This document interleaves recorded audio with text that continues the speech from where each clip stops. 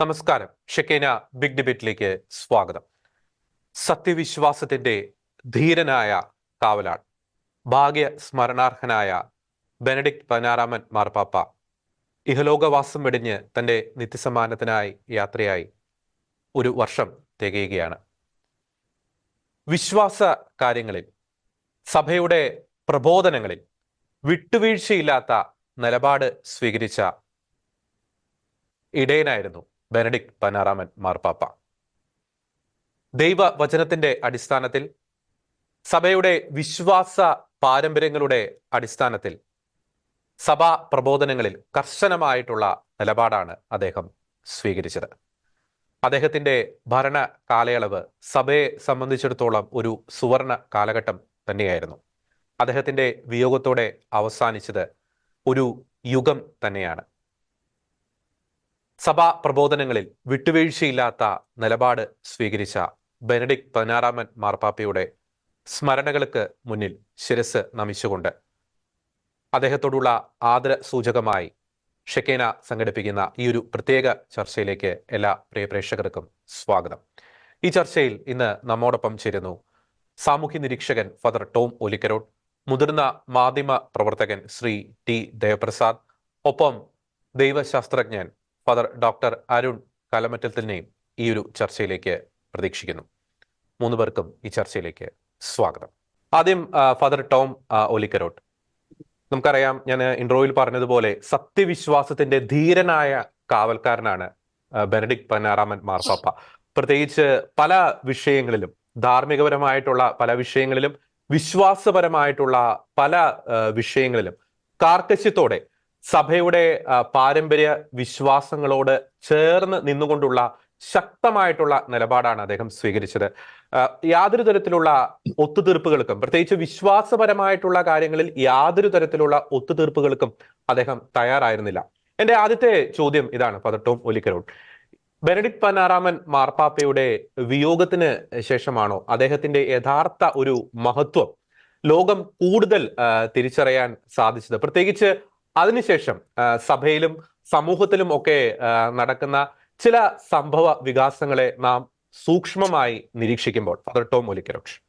Georgy, തീർച്ചയായിട്ടും Benedict മാർപ്പാപ്പയുടെ മഹത്വം അദ്ദേഹത്തിന്റെ മരണശേഷം ലോകം കൂടുതൽ ചർച്ച ചെയ്തു എന്നുള്ള സത്യമാണ്.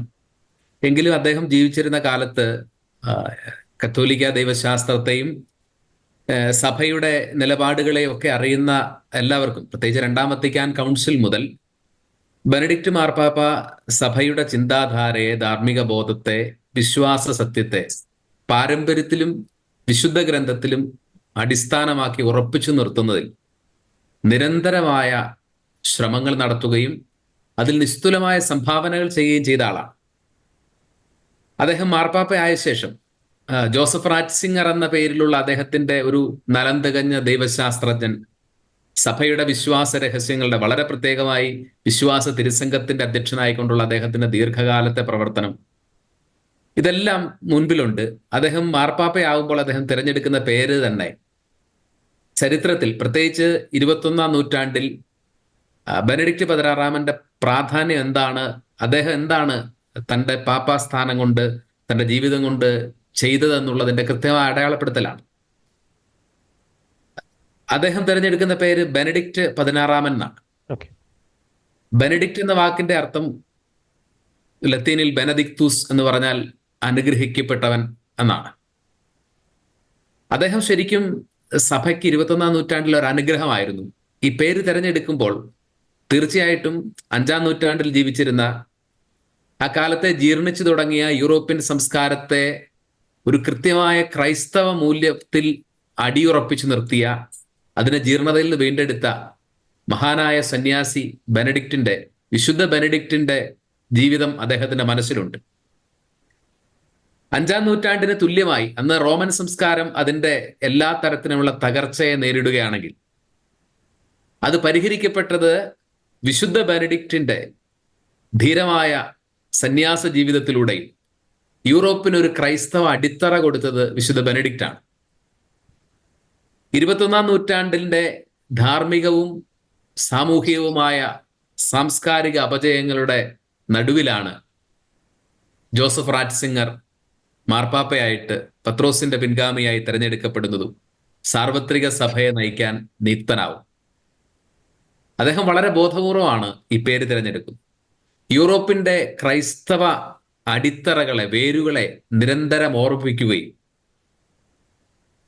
ഈ കാലഘട്ടം നേരിടുന്ന എല്ലാ ധാർമ്മിക അപജയങ്ങൾക്കുമുള്ള കൃത്യമായ പരിഹാരം ഈ ക്രൈസ്തവ മൂല്യബോധത്തിലേക്കും അതിന്റെ അടിത്തറകളിലേക്കുമുള്ള തിരിച്ചുപോക്കാണെന്ന് നിരന്തരം ഓർപ്പിക്കാൻ വേണ്ടിയിട്ടാണ് അദ്ദേഹം ആ പേര് തന്നെ തെരഞ്ഞെടുത്തത്. ആ ഒരു ഉറച്ച ഒരു ചിന്തയിലേക്ക് ബെനഡിക്ട് പാപ്പയെ നയിച്ച ഘടകങ്ങൾ എന്തൊക്കെയാണ് ഫാദർ ടോം മൊലിക്കരോട്? പ്രത്യേകിച്ച് അങ്ങ് സൂചിപ്പിച്ചതുപോലെ ഒരു കർശനമായിട്ടുള്ള, വിശ്വാസപരമായിട്ടുള്ള കാര്യത്തിൽ ഒരു കർശനമായിട്ടുള്ള ഒരു നിലപാട് വിശുദ്ധ ബെനഡിക്റ്റിന്റെ അല്ലെങ്കിൽ തന്റെ മുൻഗാമികളുടെ ഒക്കെ ഒരു പാദം, അല്ലെങ്കിൽ അത്തരത്തിൽ കർക്കശമായ നിലപാട് സ്വീകരിക്കുന്നവരുടെ ഒരു നിലപാടുകളെ പിഞ്ചെല്ലുന്ന തരത്തിലുള്ള ശക്തമായിട്ടുള്ള വാക്കും പ്രവൃത്തിയും തമ്മിൽ കൃത്യമായി ചേർന്ന് പോകുന്ന ഒരു വ്യക്തിത്വമായിരുന്നു ബെനഡിക്ട് 16 മാർപ്പാപ്പയുടേത്. അതുകൊണ്ട് തന്നെ പ്രത്യേകിച്ച് യൂറോപ്പിലൊക്കെ ആ കാലഘട്ടത്തിൽ വിശ്വാസം ക്ഷയിച്ചുകൊണ്ടിരിക്കുന്നു, ധാർമ്മിക മൂല്യങ്ങളിൽ നിന്നൊക്കെ അകന്നുകൊണ്ടിരിക്കുന്ന ഒരു കാലഘട്ടത്തിൽ കാർക്കശ്യത്തോടുകൂടി, വിശ്വാസപരമായിട്ടുള്ള കാര്യങ്ങൾ കാർക്കശ്യത്തോടു കൂടിയുള്ള ഒരു നിലപാട് സ്വീകരിക്കാൻ അദ്ദേഹത്തെ പ്രേരിപ്പിച്ച ഘടകങ്ങൾ എന്തെല്ലാമായിരിക്കാം ഫാദർ ടോം മൊലിക്കരോട്? ജോർജ്, ഇതിലൊരു കാർക്കശ്യം എന്ന വാക്കിന് എനിക്ക് അത് ബെനഡിക്റ്റ് മാർപ്പാപ്പയുടെ ജീവിതത്തിൽ അങ്ങനെ നമ്മൾ പറയുന്നതിൽ അർത്ഥമല്ല. കാരണം വിശുദ്ധ ഗ്രന്ഥവും സഭയുടെ പാരമ്പര്യങ്ങളും സഭയുടെ പഠനങ്ങളും എന്താണ്, അതിൽ മായം ചേർക്കാൻ അദ്ദേഹം തയ്യാറായിരുന്നില്ല എന്നുള്ളതാണ് പ്രധാനപ്പെട്ട കാര്യം. ആ മായം ചേർക്കാൻ തയ്യാറായാൽ ധാരാളം കയ്യടികൾ നമുക്ക് കിട്ടും. നമ്മൾ മാധ്യമ ലോകത്തിന് പ്രിയപ്പെട്ട ആളായിട്ട് മാറും, പുരോഗമന ആശയക്കാരുടെ കണ്ണിലുണ്ണിയായിട്ട് മാറാം. പക്ഷെ ബെനഡിക്റ്റ് മാർപ്പാപ്പ സഭയുടെ സത്യവിശ്വാസത്തെ ഡൈല്യൂട്ട് ചെയ്ത് ആരുടെയും കയ്യടികളെ ആഗ്രഹിക്കുന്നില്ല എന്നുള്ളതാണ്. അത് ഏറ്റവും പ്രധാനമായ അനേക ഏരിയകൾ ഉണ്ടെങ്കിൽ അത് സഭ എന്ന് പറയുന്ന ഈ കൂട്ടായ്മയാണെന്നുള്ള അദ്ദേഹത്തിന്റെ ആ ഒരു കാഴ്ചപ്പാടിൽ നിന്നുകൊണ്ട് തന്നെ അവിടെ തുടങ്ങും. സഭയൊരു കൂട്ടായ്മയാണ്. ആ കൂട്ടായ്മയിൽ സാർവത്രിക സഭയും പ്രാദേശിക സഭകളും ഉണ്ട്. ആ സഭ എന്ന് പറയുന്ന ആശയത്തെ അദ്ദേഹം മുറുകെ പിടിക്കുന്നുണ്ട്. അതുകൊണ്ട് സഭയിൽ ഭിന്നിപ്പുകളും വിഘടനങ്ങളും ഒക്കെ ഉണ്ടാക്കിയ പല ആളുകളെയും ആ കൂട്ടായ്മയുടെ ദൈവശാസ്ത്രം പറഞ്ഞുകൊണ്ടാണ് അദ്ദേഹം കൃത്യമായി അവരെ പ്രബോധിപ്പിക്കുന്നത്. അതുപോലെ തന്നെ ആരാധനക്രമത്തിൽ അദ്ദേഹം പറയുന്ന വളരെ സുന്ദരമായ കാര്യം, നമ്മുടെ ഒരു ആരാധന സമൂഹം, ഒരു വർഷിപ്പിംഗ് കമ്മ്യൂണിറ്റി, അതിൽ ഇസ്രായേൽ ജനത്തിന്റെ പുറപ്പാട് ബന്ധിപ്പിടിച്ചുകൊണ്ട് ബെനഡിക്റ്റ് മാർപ്പാപ്പ വളരെ സുന്ദരമായി ഈ ആരാധനക്രമം എങ്ങനെയാണ് നമ്മുടെ ജീവിതത്തെയൊക്കെ സ്വാധീനിക്കുന്നതെന്ന് പറഞ്ഞുകൊണ്ട് അദ്ദേഹം പറയും, വാഗ്ദാന ദേശം കൊടുത്തത്, പുറപ്പാട് സംഭവം നടക്കുന്നത് ആരാധിക്കാൻ വേണ്ടിയിട്ടാണ് അവർ ഇറങ്ങി പുറപ്പെട്ടത്. അപ്പം രാജ്യം എന്ന് പറയുന്ന ആരാധന സമൂഹത്തിനാണ് ദൈവം കൊടുത്തത്. ആരാധിക്കാൻ പുറപ്പെട്ട ഒരു ജനതയ്ക്ക് നൽകപ്പെടുന്നതാണ് രാജ്യം. അപ്പോൾ ഈ ആരാധന സമൂഹം എന്ന് പറയുന്ന നമ്മുടെ ഐഡന്റിറ്റി വളരെ പ്രധാനപ്പെട്ടതാണ്. അതുകൊണ്ട് തന്നെ സഭയുടെ ആരാധന ക്രമത്തെ അദ്ദേഹം വളരെ കൃത്യമായി പരിപോഷിപ്പിക്കാൻ വേണ്ടി അദ്ദേഹം ശ്രമിക്കുന്നുണ്ട്. അതുപോലെ തന്നെ കിഴക്ക് ദിക്കിലേക്ക് നോക്കി പ്രാർത്ഥിക്കുന്നതിന്റെ, നമ്മുടെ സഭയുടെ സമകാലിക പ്രതിസന്ധി അതാണല്ലോ. ഈ കിഴക്കിലേക്ക് നോക്കി പ്രാർത്ഥിക്കുന്നതിന്റെ ദൈവശാസ്ത്രം അത്ര സുന്ദരമായിട്ട് ബെനഡിക്റ്റ് മാർപ്പാപ്പ പറയുന്നു. പറഞ്ഞാൽ സഭയുടെ ഒരു നൂറ്റാണ്ടുകളുടെ പാരമ്പര്യത്തെ, ആ പാരമ്പര്യത്തിന്റെ ഭണ്ഡാരത്തെ അദ്ദേഹം വിലമതിച്ചിരുന്നു എന്നുള്ളതാണ് ഇതിൽ നമ്മൾ മനസ്സിലാക്കുന്നത്. അതുപോലെ തന്നെയാണ് തുടർന്നുള്ള വിഷയങ്ങളിൽ വിശുദ്ധ ഗ്രന്ഥവും സഭയുടെ പാരമ്പര്യങ്ങളും അത് കാലഹരണപ്പെടുന്നില്ല. അതിന് എല്ലാ കാലത്തും പ്രസക്തിയുണ്ട്. അതങ്ങനെ മനുഷ്യരുടെ ആഗ്രഹങ്ങൾക്കനുസരിച്ച് അല്ലെങ്കിൽ ലോകത്തിൽ വരുന്ന തലതിരിഞ്ഞ പുരോഗമന ആശയങ്ങൾക്കനുസരിച്ച് വിട്ടുവീഴ്ച ചെയ്യാനോ ഡൈല്യൂട്ട് ചെയ്യാനോ സഭയുടെ ഒരു ഉത്തരവാദിത്തപ്പെട്ട ആളെന്ന നിലയിൽ അദ്ദേഹത്തിന് അത് പാടില്ല എന്നുള്ള നിലപാടാണ് അദ്ദേഹം എടുക്കുന്നത്. അപ്പൊ അതിനെ നമ്മൾ കാർക്കശ്യം എന്നതിനേക്കാൾ ഉപരി അദ്ദേഹം വിശ്വസ്തനായിരുന്നു എന്നുള്ളതാണ് കുറച്ചുകൂടി കൃത്യമായി പറയുന്നത്. ചുറ്റും ഉയരുന്ന കരഘോഷങ്ങളെയോ നൈമിഷികമായ ആർപ്പുവിളികളെയോ പ്രശംസാവചനങ്ങളെയൊക്കാൾ ദൈവത്തിൽ നിന്നുള്ള പ്രശംസയെ അദ്ദേഹം വിലമതിച്ചു. അതുകൊണ്ട് വിശ്വസ്തനായ കാവൽക്കാരനായിരുന്നത്. ആ ഒരു കാഴ്ചപ്പാടിന്റെ തുടർച്ചയാണ് നമ്മൾ കാണുന്ന വനിതാ പൗരോഹിത്യത്തോടുള്ള അദ്ദേഹത്തിന്റെ നിലപാടിൽ നമ്മൾ കാണും. അതുപോലെ തന്നെയാണ് ഈ വിവാഹമോചിതർക്ക് വിശുദ്ധ കുർബാന കൊടുക്കുന്നതിന്റെ ഇതിനെക്കുറിച്ചുള്ള തർക്കത്തിൽ ആ നിലപാടിൽ നമ്മൾ കാണും. ഇപ്പൊ തന്നെ സ്വവർഗ വിവാഹവുമായി ബന്ധപ്പെട്ട കാര്യങ്ങൾ, വിവാഹത്തെ അംഗീകരിക്കുന്നതിലും അവരോടുള്ള നിലപാടുകളിലും അത് അദ്ദേഹം കാണും. അദ്ദേഹം 2012 ഈ സ്വർഗ വിവാഹത്തെ കുറിച്ച് അദ്ദേഹം വിശേഷിപ്പിച്ചത് മനുഷ്യ ചരിത്രത്തിനുള്ള ഏറ്റവും വലിയ ഭീഷണി എന്നാണ്. മനുഷ്യകുലത്തിനുള്ള ഏറ്റവും വലിയ ഭീഷണി എന്നാണ്. കാരണം യഥാർത്ഥത്തിൽ കുടുംബങ്ങൾ ആണ് സഭയുടെ വിശ്വാസത്തിന്റെ തുടർച്ച അവിടെ ആണല്ലോ. ആ കുടുംബത്തിനുള്ള ഏറ്റവും വലിയ ഭീഷണി തന്നെയാണ് ഈ സ്വർഗ ലൈംഗികത എന്ന് പറയുന്നത്. അങ്ങനെ തുടർച്ചയായിട്ടുള്ള വിഷയങ്ങളിൽ ഈ സഭയുടെ പാരമ്പര്യങ്ങളും വിശുദ്ധ ഗ്രന്ഥവും വളരെ കൃത്യമായി ഉയർത്തിപ്പിടിക്കുന്ന നിലപാടുകൾ, ആ വിശ്വസ്തതയുടെ നിലപാടാണ് ബെനഡിക്റ്റ് മാർപ്പാപ്പയിൽ നമ്മൾ കാണുന്നത്. അതുകൊണ്ട് 20-ാം നൂറ്റാണ്ടും 21-ാം നൂറ്റാണ്ടിന്റെയും കത്തോലിക്ക സഭയെ ഉറപ്പിച്ചു നിർത്തിയ നങ്കൂരമായിട്ട് വേണമെങ്കിൽ നമുക്ക് ബെനഡിക്റ്റ് മാർപ്പാപ്പയെ നമുക്ക് കണ്ടെത്താൻ സാധിക്കും. ഓക്കെ. ഒപ്പം തന്നെ ഫാദർ ടോം മലിക്കരോട്ട്, അങ്ങ് പറഞ്ഞതിനോടൊന്ന് ചേർത്ത് ഒരു കാര്യം കൂടി സൂചിപ്പിക്കുകയാണ്. പ്രത്യേകിച്ച് ഈ കാലഘട്ടത്തിൽ വലിയ രീതിയിലുള്ള വിവാദങ്ങൾ സഭയിലൊക്കെ ഉടലെടുക്കുമ്പോൾ, പ്രത്യേകിച്ച് ധാർമ്മികപരമായിട്ടുള്ള വിഷയങ്ങളിലൊക്കെ പല രീതിയിലുള്ള വാദപ്രതിവാദങ്ങളൊക്കെ നടക്കുമ്പോൾ പലരും ഉന്നയിക്കുന്ന, അല്ലെങ്കിൽ പലരുടെയും മനസ്സിൽ വരുന്ന ഒരു ചെറിയൊരു ചിന്തയുണ്ട്. അതായത് ബെനഡിക്ട് 16 മാർപ്പാപ്പ ഉണ്ടായിരുന്നെങ്കിൽ ഇത്തരത്തിലുള്ള ഒരു ലിബറൽ ചിന്താഗതികളൊന്നും സഭയിലേക്ക് കടന്നു വരില്ല എന്നൊരു കാര്യം പലരും പങ്കുവയ്ക്കുന്നുണ്ട്. സാമൂഹ്യ മാധ്യമങ്ങളിലൊക്കെ അത്തരത്തിലുള്ള ഒരു ചർച്ച നടക്കുന്നുണ്ട്. Yes, father doctor Arun Kalamattathil, പ്രത്യേകിച്ച് ബെനഡിക്ട് 16 മാർപ്പാപ്പയുടെ വിയോഗത്തിന് ശേഷം ഒരാണ്ട് പിന്നിടുകയാണ്. ഈ ഒരു ഘട്ടത്തിൽ ബെനഡിക്ട് 16 മാർപ്പാപ്പയെ കുറിച്ച് നാം സ്മരിക്കുമ്പോൾ ഒത്തിരിയേറെ കാര്യങ്ങളുണ്ട്. അത് നമ്മൾ പല ഘട്ടങ്ങളിലായിട്ട് ചർച്ച ചെയ്തു. പ്രത്യേകിച്ച് അദ്ദേഹം സ്വീകരിച്ച വിശ്വാസപരമായിട്ടുള്ള കാര്യങ്ങളിൽ അദ്ദേഹം സ്വീകരിച്ച ധീരമായിട്ടുള്ള നിലപാടുകൾ, ഒപ്പം തന്നെ വെള്ളം ചേർക്കാത്ത, കലർപ്പില്ലാത്ത അദ്ദേഹത്തിന്റെ പ്രബോധനങ്ങൾ, ഒപ്പം തന്നെ ബെനഡിക്ട് 16 മാർപ്പാപ്പ എന്ന് കേൾക്കുമ്പോൾ ഏവരുടെ മനസ്സിലേക്ക് ഓടിയെത്തുന്ന ഒരു കാര്യം കൂടിയുണ്ട്. അദ്ദേഹത്തിന്റെ ഒരു സ്ഥാനത്യാഗം. കത്തോലിക്ക സഭയുടെ ചരിത്രത്തിൽ അപൂർവങ്ങളിൽ അപൂർവമായി സംഭവിക്കുന്ന ഒരു മാർപ്പാപ്പ വോളണ്ടറി ആയിട്ട് റിട്ടയർമെന്റ് സമർപ്പിക്കുന്ന ഒരു സ്ഥിതിവിശേഷമാണ് നാം അദ്ദേഹത്തിന്റെ അജപാലന കാലയളവിൽ നമുക്ക് കാണുവാൻ സാധിച്ചത്. പക്ഷെ അത് വലിയ രീതിയിലുള്ള വിവാദങ്ങൾക്ക്, ഊഹാപോഹങ്ങൾക്കൊക്കെ വഴിതെളിച്ചു. എന്തുകൊണ്ടാണ് അദ്ദേഹത്തിന്റെ ഒരു സ്ഥാനത്യാഗം അത് ഇത്രത്തോളം ചർച്ചകൾക്ക് വഴിതെളിച്ചത്? ഒന്ന്, അതൊരു അപൂർവങ്ങളിൽ അപൂർവമായിട്ടുള്ള സംഗതിയാണ്. പക്ഷേ മറ്റു ചില വിവാദങ്ങൾ കൂടി ഈ ചർച്ചയുടെ ഭാഗമായത് എന്തുകൊണ്ടാണ്? ഫാദർ അരുൺ കലമറ്റത്തിൽ. പരിശുദ്ധ പിതാവ് ബെനഡിക്റ്റ് 16 മാർപ്പാപ്പയുടെ റെസിഗ്നേഷൻ അതൊരു ചരിത്രത്തിൽ ഒരു വലിയ സംഭവമായിരുന്നു. നമുക്കറിയാം, അത് സംഭവിച്ച സമയം മുതലാണ് യഥാർത്ഥത്തിൽ ലോകം പാപ്പായെ തിരിച്ചറിഞ്ഞു തുടങ്ങിയതെന്ന് പറയുന്നത് കുറച്ചുകൂടെ ശരിയായിരിക്കും. അത് പാപ്പ തന്റെ പ്രിയപ്പെട്ട കുറച്ച് കാർഡിനൽസിനെ ഒരുമിച്ച് കൂട്ടിയിട്ട് ഈ ഡിക്ലറേഷൻ നടത്തുമായിരുന്നു. അപ്പൊ ആ നടത്തിയ സമയം മുതൽ മീഡിയ ഭയങ്കരമായി അത് ശ്രദ്ധിക്കാൻ തുടങ്ങി. കാരണം അതുവരെ സാധാരണഗതിയിൽ വളരെ പണ്ട് അല്ലാതെ പാപ്പന്മാർ രാജിവെച്ചിരുന്നില്ല. കാരണം എന്താണെന്ന് വെച്ചാൽ, ഒരു മാർപ്പാപ്പ അദ്ദേഹത്തിന് അതിന്റെ മുകളിൽ ഒരാൾക്ക് രാജ്യം സമർപ്പിക്കാനില്ല. ഒന്നാമത്തെ കാര്യം. അദ്ദേഹത്തിന്റെ ജീവിതകാലം മുഴുവനും അദ്ദേഹത്തിന്റെ ശാരീരിക വിയോഗത്തോടു കൂടെ ആ പെപ്പസി അവസാനിക്കുന്നു എന്നതാണ് അതിന്റെ ധാരണ. അപ്പോൾ മാർപ്പാപ്പ റിസൈൻ ചെയ്തോടുകൂടെ ഒത്തിരി പപ്പരാസി മീഡിയകളും സാധാരണ മാധ്യമങ്ങളും വലിയ പരിധി വരെ ഇതിന്റെ പുറകിൽ എന്തായിരിക്കും കാരണം എന്നതിനെക്കുറിച്ച് ഊഹാപോഹങ്ങൾ പ്രചരിപ്പിക്കാൻ തുടങ്ങിയിരുന്നു.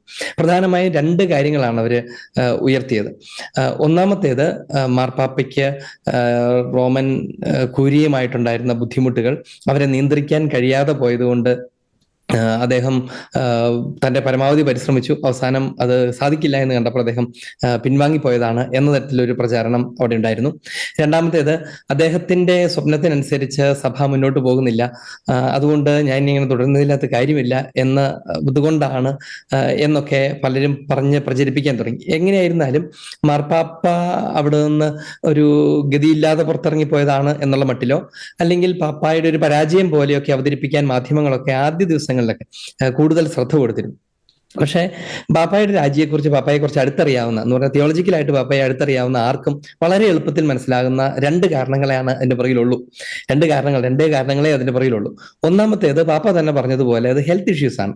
അതായത് പാപ്പ ജോൺ പോൾ 2 മാർപ്പാപ്പയുടെ അവസാന കാലഘട്ടങ്ങളിൽ ഏറ്റവും അടുത്ത് നിന്നിരുന്ന ഒരാളാണ്. പാർക്കിൻസൺസ് രോഗബാധിതനായിരുന്നു ജോൺ പോൾ 2 മാർപ്പാപ്പ.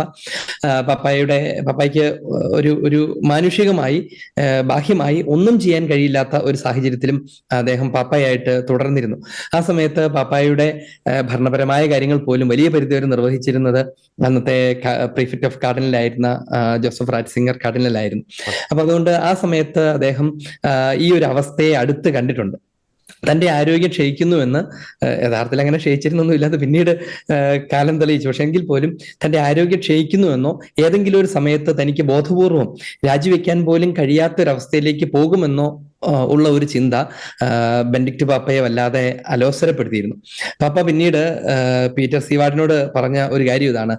അങ്ങനെ രാജിവെക്കാൻ പറ്റുക എന്ന് ചോദിച്ചപ്പോൾ പാപ്പ പറഞ്ഞു, പാപ്പ എന്ന് പറയുന്ന ഒരാൾ ഒരു ആൾ രൂപത്തിൽ മാത്രമല്ല ബൗദ്ധികമായിട്ടും കൂടെ പാപ്പയായിട്ടുണ്ടാവണം എന്നാണ് ഞാൻ ആഗ്രഹിച്ചത് എന്നാണ് പാപ്പ പറഞ്ഞത്. അപ്പൊ ആ ആരോഗ്യത്തിന്റെ പ്രതിസന്ധി പിന്നീട് ഒരു പാപ്പായ്ക്ക് ചെയ്യേണ്ട ശുശ്രൂഷകൾ ചെയ്യാൻ കഴിവില്ലാതിരിക്കുകയും അങ്ങനെ ഒരു സ്ഥാനത്ത് തുടരേണ്ടി വരികയും ചെയ്താൽ അത് വളരെ ക്ലേശകരമായിരിക്കും. അങ്ങനെ ഞാൻ അനുവദിക്കരുത് എന്നുള്ള ഒരു വല്ലാത്ത ഒരു ചിന്ത പാപ്പായെ ഇങ്ങനെ മൂടിയിരുന്നു എന്നുള്ളതാണ് അതിന്റെ ഒന്നാമത്തെ കാര്യം. അതുകൊണ്ട് പാപ്പ ചോദിച്ച സമയങ്ങളിലൊക്കെ എൻ്റെ ആരോഗ്യത്തെക്കുറിച്ചുള്ള ആശങ്കകൾ കൊണ്ടാണ് എന്ന് പറഞ്ഞിരുന്നു.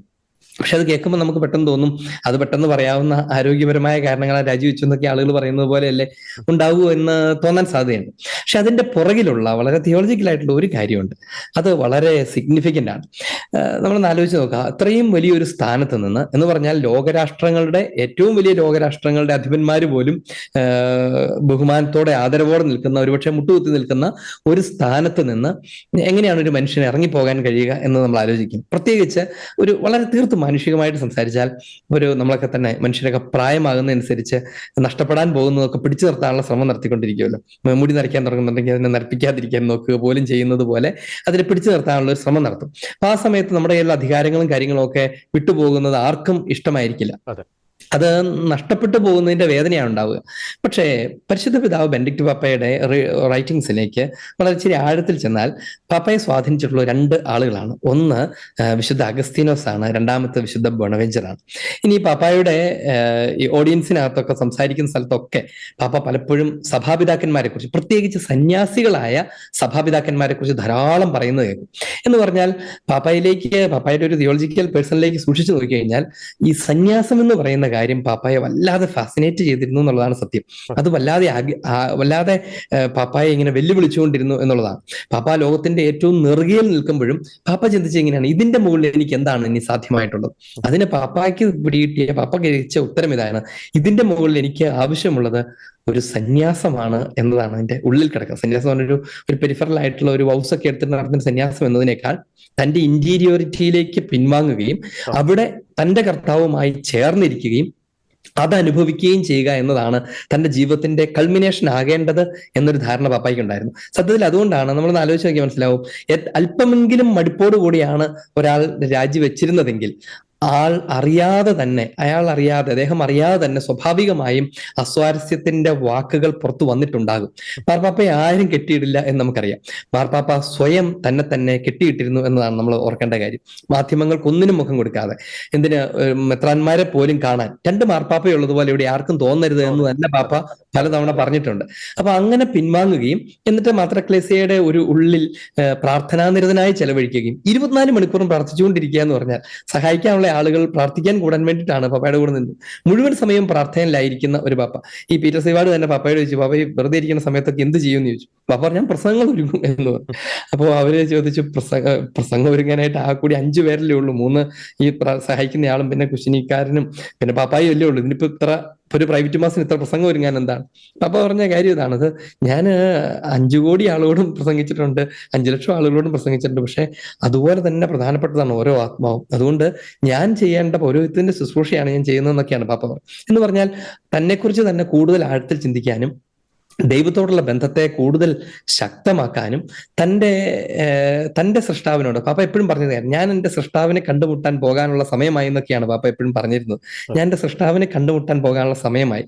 എങ്ങനെയാണ് ഒരു മനുഷ്യൻ എങ്ങനെയൊക്കെ പറയാൻ പറ്റുന്നത് നമ്മൾ ആലോചിച്ച് നോക്കണം. അതുപോലെ തന്നെ പാപ്പായുടെ മരണത്തിന്റെ സമയത്ത് ഞാൻ അങ്ങയെ സ്നേഹിക്കുന്നു എന്ന് പറഞ്ഞുകൊണ്ട് മരിക്കുക എന്നൊക്കെ പറയുന്നത്, അത് ആ സ്നേഹത്തിലേക്ക് വല്ലാതെ അടുക്കാൻ വേണ്ടി പാപ്പ കണ്ടുപിടിച്ചു വരിക. ഈ ഭൂമിയിൽ ചെയ്യാവുന്നതിന്റെ മാക്സിമത്തിൽ ഇനി എന്താണെന്ന് ചോദിച്ചാൽ എനിക്കത് ഇവിടെ വെച്ച് തന്നെ എൻ്റെ കർത്താവിൻ്റെ നോട് ഐക്യപ്പെടുകയും അവിടുത്തോട് ഒന്നാകുകയും ചെയ്യണം, അങ്ങനെയുള്ള ഒരു സന്യാസം ഞാൻ ജീവിക്കണം എന്ന് പാപ്പ ആഗ്രഹിച്ചിരുന്നതാണ്. അതിന്റെ പുറകെയുള്ള സത്യസന്ധമായ കാര്യമെന്ന് നമ്മൾ അറിയണം. തീർച്ചയായും ബാക്കിയുള്ളതൊക്കെ പലരുടെയും ഊഹാപോഹങ്ങളും വിചാരങ്ങളും ഒക്കെയാണെന്നുള്ളതാണ് എൻ്റെ സത്യം. തീർച്ചയായും ബെനഡിക്ട് 16 മാർപ്പാപ്പയുടെ സ്ഥാനത്യാഗത്തെ കുറിച്ച് വളരെ രസകരവും ഒപ്പം വളരെ ആഴത്തിലുള്ള അറിവ് പകരുന്ന കാര്യങ്ങളാണ് അരുണച്ചൻ ഇപ്പോൾ പങ്കുവച്ചത്. യാതൊരു വിവാദങ്ങൾക്കും ഇട നൽകാതെയുള്ള ആശയങ്ങൾ അച്ഛൻ പങ്കുവയ്ക്കും. ടി ദേവപ്രസാദിലേക്ക് വരികയാണ്. ഫാദർ ടോം ഒലിക്കറോഡ് പറഞ്ഞു നിർത്തിയ ആ ഒരു പോയിന്റിന്റെ ഒരു തുടർച്ചയായിട്ടാണ് ഇങ്ങോട്ട് ഞാൻ ചോദിക്കുന്നത്.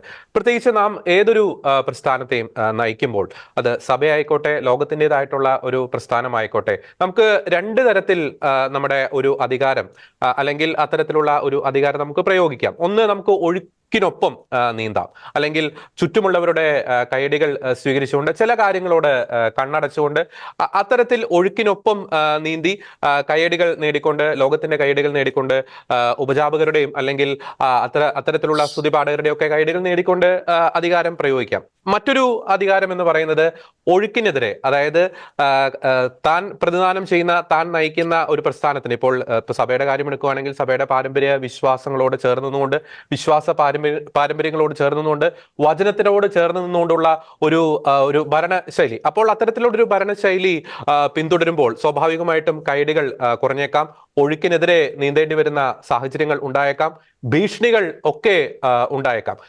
നാം ബെനഡിക്ട് 16 മാർപ്പാപ്പയുടെ ഒരു ശൈലി നാം കൃത്യമായി അവലോകനം ചെയ്യുമ്പോൾ, ഈ ഒഴുക്കിനെതിരെ നീതിക്കൊണ്ട്, അല്ലെങ്കിൽ കൈയടികൾ അധികം സ്വീകരിക്കാതെ, സഭ എന്താണോ പറയുന്നത്, വചനം എന്താണോ പറയുന്നത്, സഭയുടെ പാരമ്പര്യം എന്താണോ പറയുന്നത്, അതിനോട് സ്റ്റിക്ക് ഓൺ ചെയ്തുകൊണ്ടുള്ള ഒരു അധികാര ശൈലിയായിരുന്നു ബെനഡിക്ട് 16 മാർപ്പാപ്പയുടേത്. എതിർപ്പുകൾ ഉണ്ടായിരുന്നു. പക്ഷെ എങ്ങനെയാണ് ആ എതിർപ്പുകളുടെയും ഒക്കെ മധ്യേ ബെനഡിക്ട് 16 മാർപ്പാപ്പയെ സത്യവിശ്വാസത്തോട് ചേർത്ത് നിർത്തിയ ആ ഒരു ഘടകം, അല്ലെങ്കിൽ ആ ഒരു ശക്തി എന്തായിരുന്നു ശ്രീ ടി ദേവപ്രസാദ്?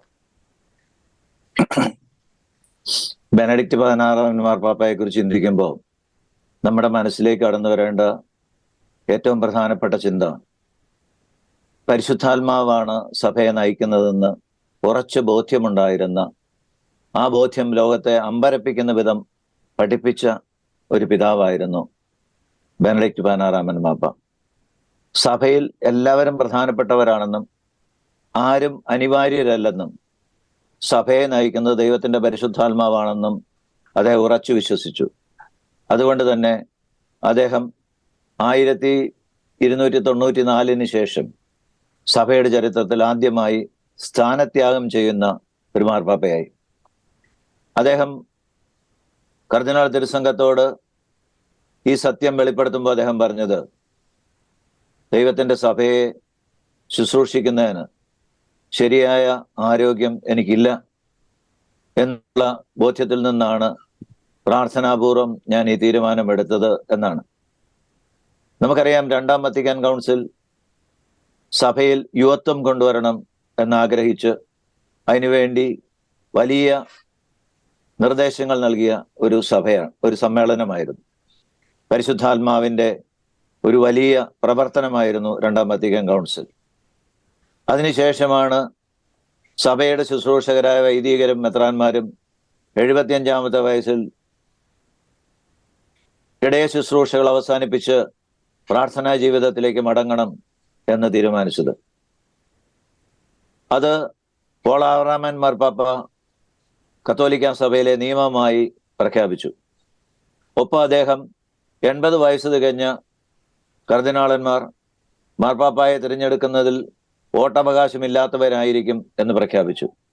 സഭയുടെ ചരിത്രത്തിൽ വിപ്ലവകരമായ പ്രഖ്യാപനങ്ങളായിരുന്നു ഇത്. അതിനുശേഷം സഭയ്ക്കാകെ മാതൃകയാകത്തക്ക വിധം സ്ഥാനത്യാഗം ചെയ്യാൻ സന്നദ്ധനായ, പരിശുദ്ധാത്മാവിൽ വിശ്വസിച്ച ഒരു പാപ്പയായിരുന്നു ബെനഡിക്ട് 16 പാപ്പ. ബെനഡിക്ട് 16 പാപ്പയെക്കുറിച്ച്, അദ്ദേഹത്തിന്റെ ഗവേഷണ ബുദ്ധിയെക്കുറിച്ച്, സത്യം തേടിയുള്ള അദ്ദേഹത്തിന്റെ യാത്രകളെക്കുറിച്ച് നമുക്ക് നിരവധി സംഭവങ്ങൾ ഉദ്ധരിക്കാൻ സാധിക്കും.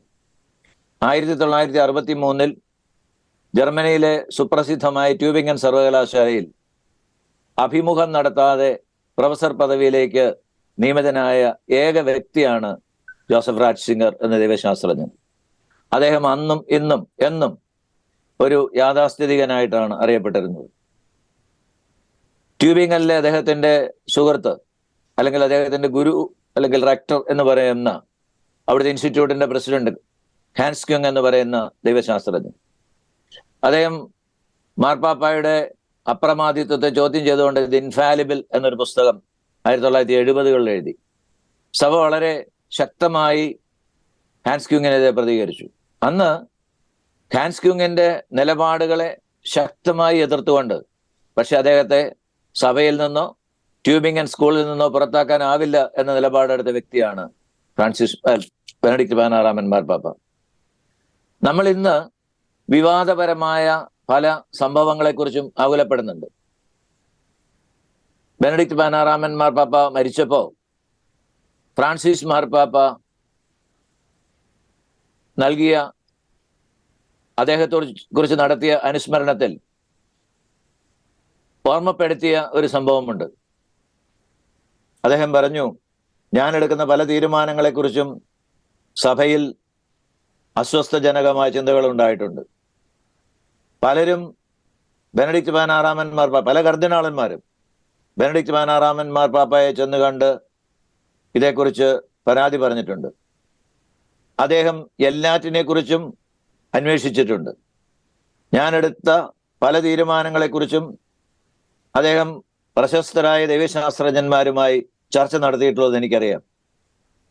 ഞാനും പല അവസരങ്ങളിലും അദ്ദേഹത്തെ കാണാൻ ചെന്ന് ഇത്തരം കാര്യങ്ങളെക്കുറിച്ച് സംസാരിക്കുമായിരുന്നു.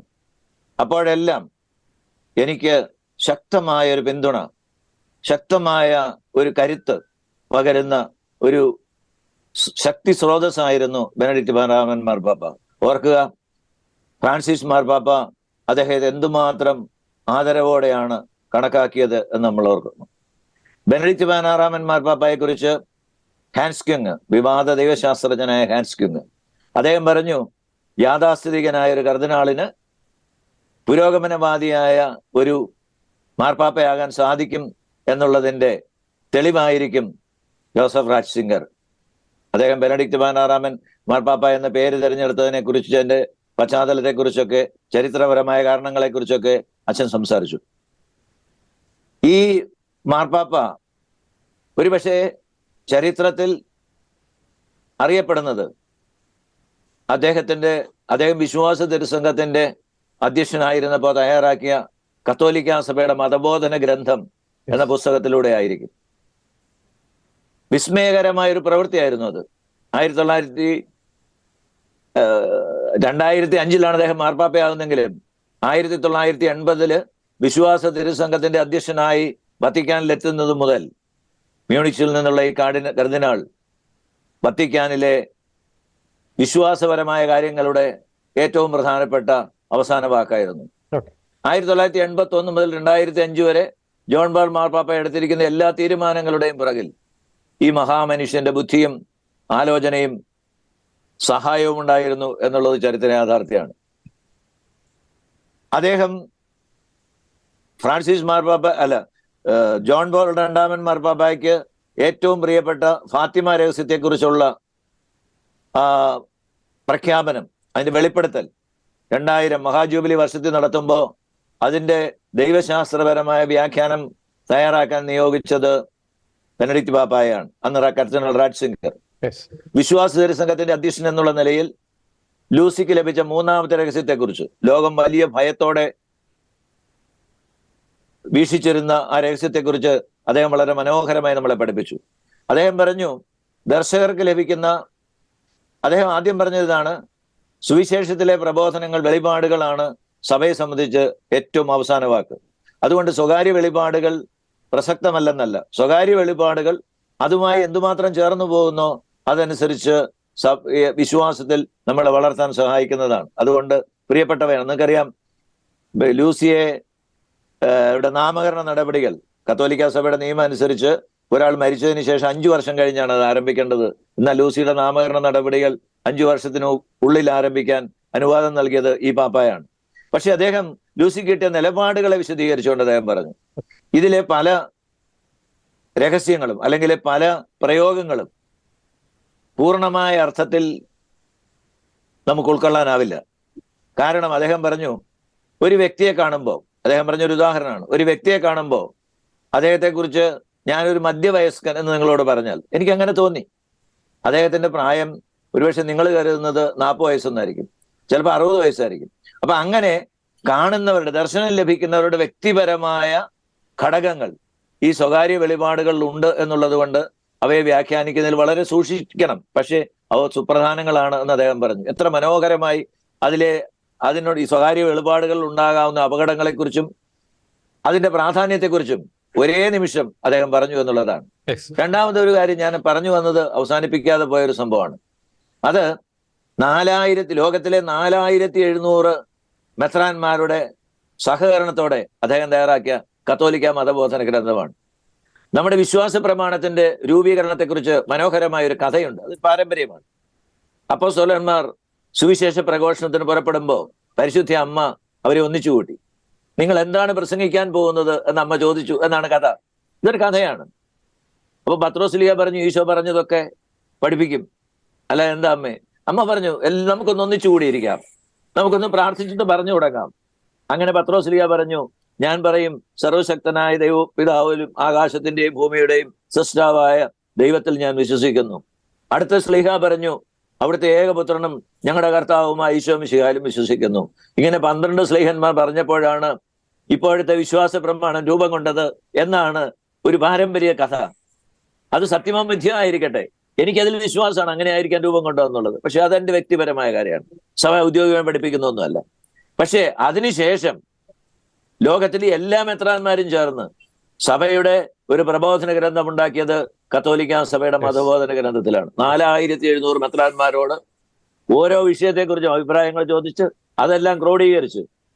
ജോൺ പോൾ രണ്ടാമൻ മാർപ്പാപ്പ ഇക്കാര്യം എന്നെ ഏൽപ്പിക്കുമ്പോൾ ഇത് മാനുഷികമായി അസാധ്യമെന്ന് ഞാൻ കരുതി, ദൈവം ഒരു അത്ഭുതം പ്രവർത്തിച്ചിരിക്കുകയാണ് എന്ന വാക്കുകളോടെയാണ് ഈ കത്തോലിക്ക സഭയുടെ മതബോധന ഗ്രന്ഥത്തെ ബെനഡിക്റ്റ് പാപ്പ ലോകത്തിന് മുമ്പിൽ അവതരിപ്പിച്ചു. ഈ മതബോധന ഗ്രന്ഥത്തിൽ ഒരു മാറ്റവും വരുത്താൻ ആർക്കും സാധിച്ചിട്ടില്ല, ഇപ്പോഴും സാധിക്കുന്നുമില്ല. നമ്മൾ ഇന്ന് വിവാദപരമായ ഏത് വിഷയത്തെക്കുറിച്ച് സംസാരിക്കുമ്പോൾ, ഇപ്പം സ്വവർഗ വിവാഹത്തെക്കുറിച്ച് സംസാരിക്കുമ്പോൾ മതബോധന ഗ്രന്ഥം എന്താണ് പറഞ്ഞിരിക്കുന്നത്, അതാണ് കത്തോലിക്ക സഭയുടെ പ്രബോധനം എന്നാണ് ഫ്രാൻസിസ് മാർപ്പാപ്പായും പറയുന്നത്. നമുക്കറിയാവുന്നത് പോലെ ബെനഡിക്റ്റ് പാപ്പ സമർപ്പിക്കുന്ന, അതിനുശേഷം ബെനഡിക്റ്റ് പാപ്പ യുകാറ്റ് എന്ന് പറയുന്ന യുവാക്കൾക്ക് വേണ്ടിയുള്ള ഒരു മതബോധന ഗ്രന്ഥം ഉണ്ടാക്കി. യുവാക്കൾ ദൈവവചനത്തെയും സഭയുടെ പാരമ്പര്യങ്ങളെയും എങ്ങനെ മനസ്സിലാക്കണം എന്ന് യുകാറ്റിലൂടെ ബെനഡിക്റ്റ് പാപ്പ, അല്ലെങ്കിൽ അന്ന് ബെനഡിക്റ്റ് പാപ്പയാണ്, ജോസഫ് റാറ്റ്സിംഗർ കഴിഞ്ഞ് ബെനഡിക്റ്റ് പാപ്പ ആയതിനു ശേഷമാണ് യുകാറ്റ് പ്രസിദ്ധീകരിച്ചത്. ഇങ്ങനെ നമ്മുടെ വിശ്വാസത്തെ ആധുനിക ലോകത്തിന് മനസ്സിലാകുന്ന രീതിയിൽ സംശയങ്ങൾക്കിടമല്ലാതെ വിശദീകരിച്ച ഒരു മഹാമനുഷ്യനാണ്, ഒരു മഹാ ചരിത്ര പുരുഷനാണ് ബെനഡിക്റ്റ് പാപ്പ. ഒരു കാര്യം കൂടി ഞാൻ പറയട്ടെ, പാപ്പാ സ്ഥാനത്തിരിക്കുമ്പോഴും അദ്ദേഹം ഗവേഷണം തുടർന്നു. പാപ്പാ സ്ഥാനത്തിരിക്കുമ്പോൾ സത്യാന്വേഷണം നടത്തി, അദ്ദേഹം വിവാദങ്ങളിലൊക്കെ പെട്ടിട്ടുണ്ട്. പക്ഷെ ഓർക്കുക, നസ്രത്തിലെ യേശുവിനെ കുറിച്ച് വളരെ മനോഹരമായ ഒരു ചരിത്രാന്വേഷണ ഗ്രന്ഥം കൂടി സമ്മാനിച്ചതിന് ശേഷമാണ്. അത് പാപ്പായുടെ അധികാരത്തോടെ ഇറക്കിയതല്ല. ബെനഡിക്റ്റ് 16 പാപ്പയായിരിക്കുമ്പോൾ ജോസഫ് റാറ്റ്സിംഗർ നടത്തിയ ഗവേഷണങ്ങളുടെ ഫലമായി എഴുതിയ 2 വോളിയം പുസ്തകങ്ങളാണ്. വളരെ മനോഹരങ്ങളായ പുസ്തകങ്ങളാണ്.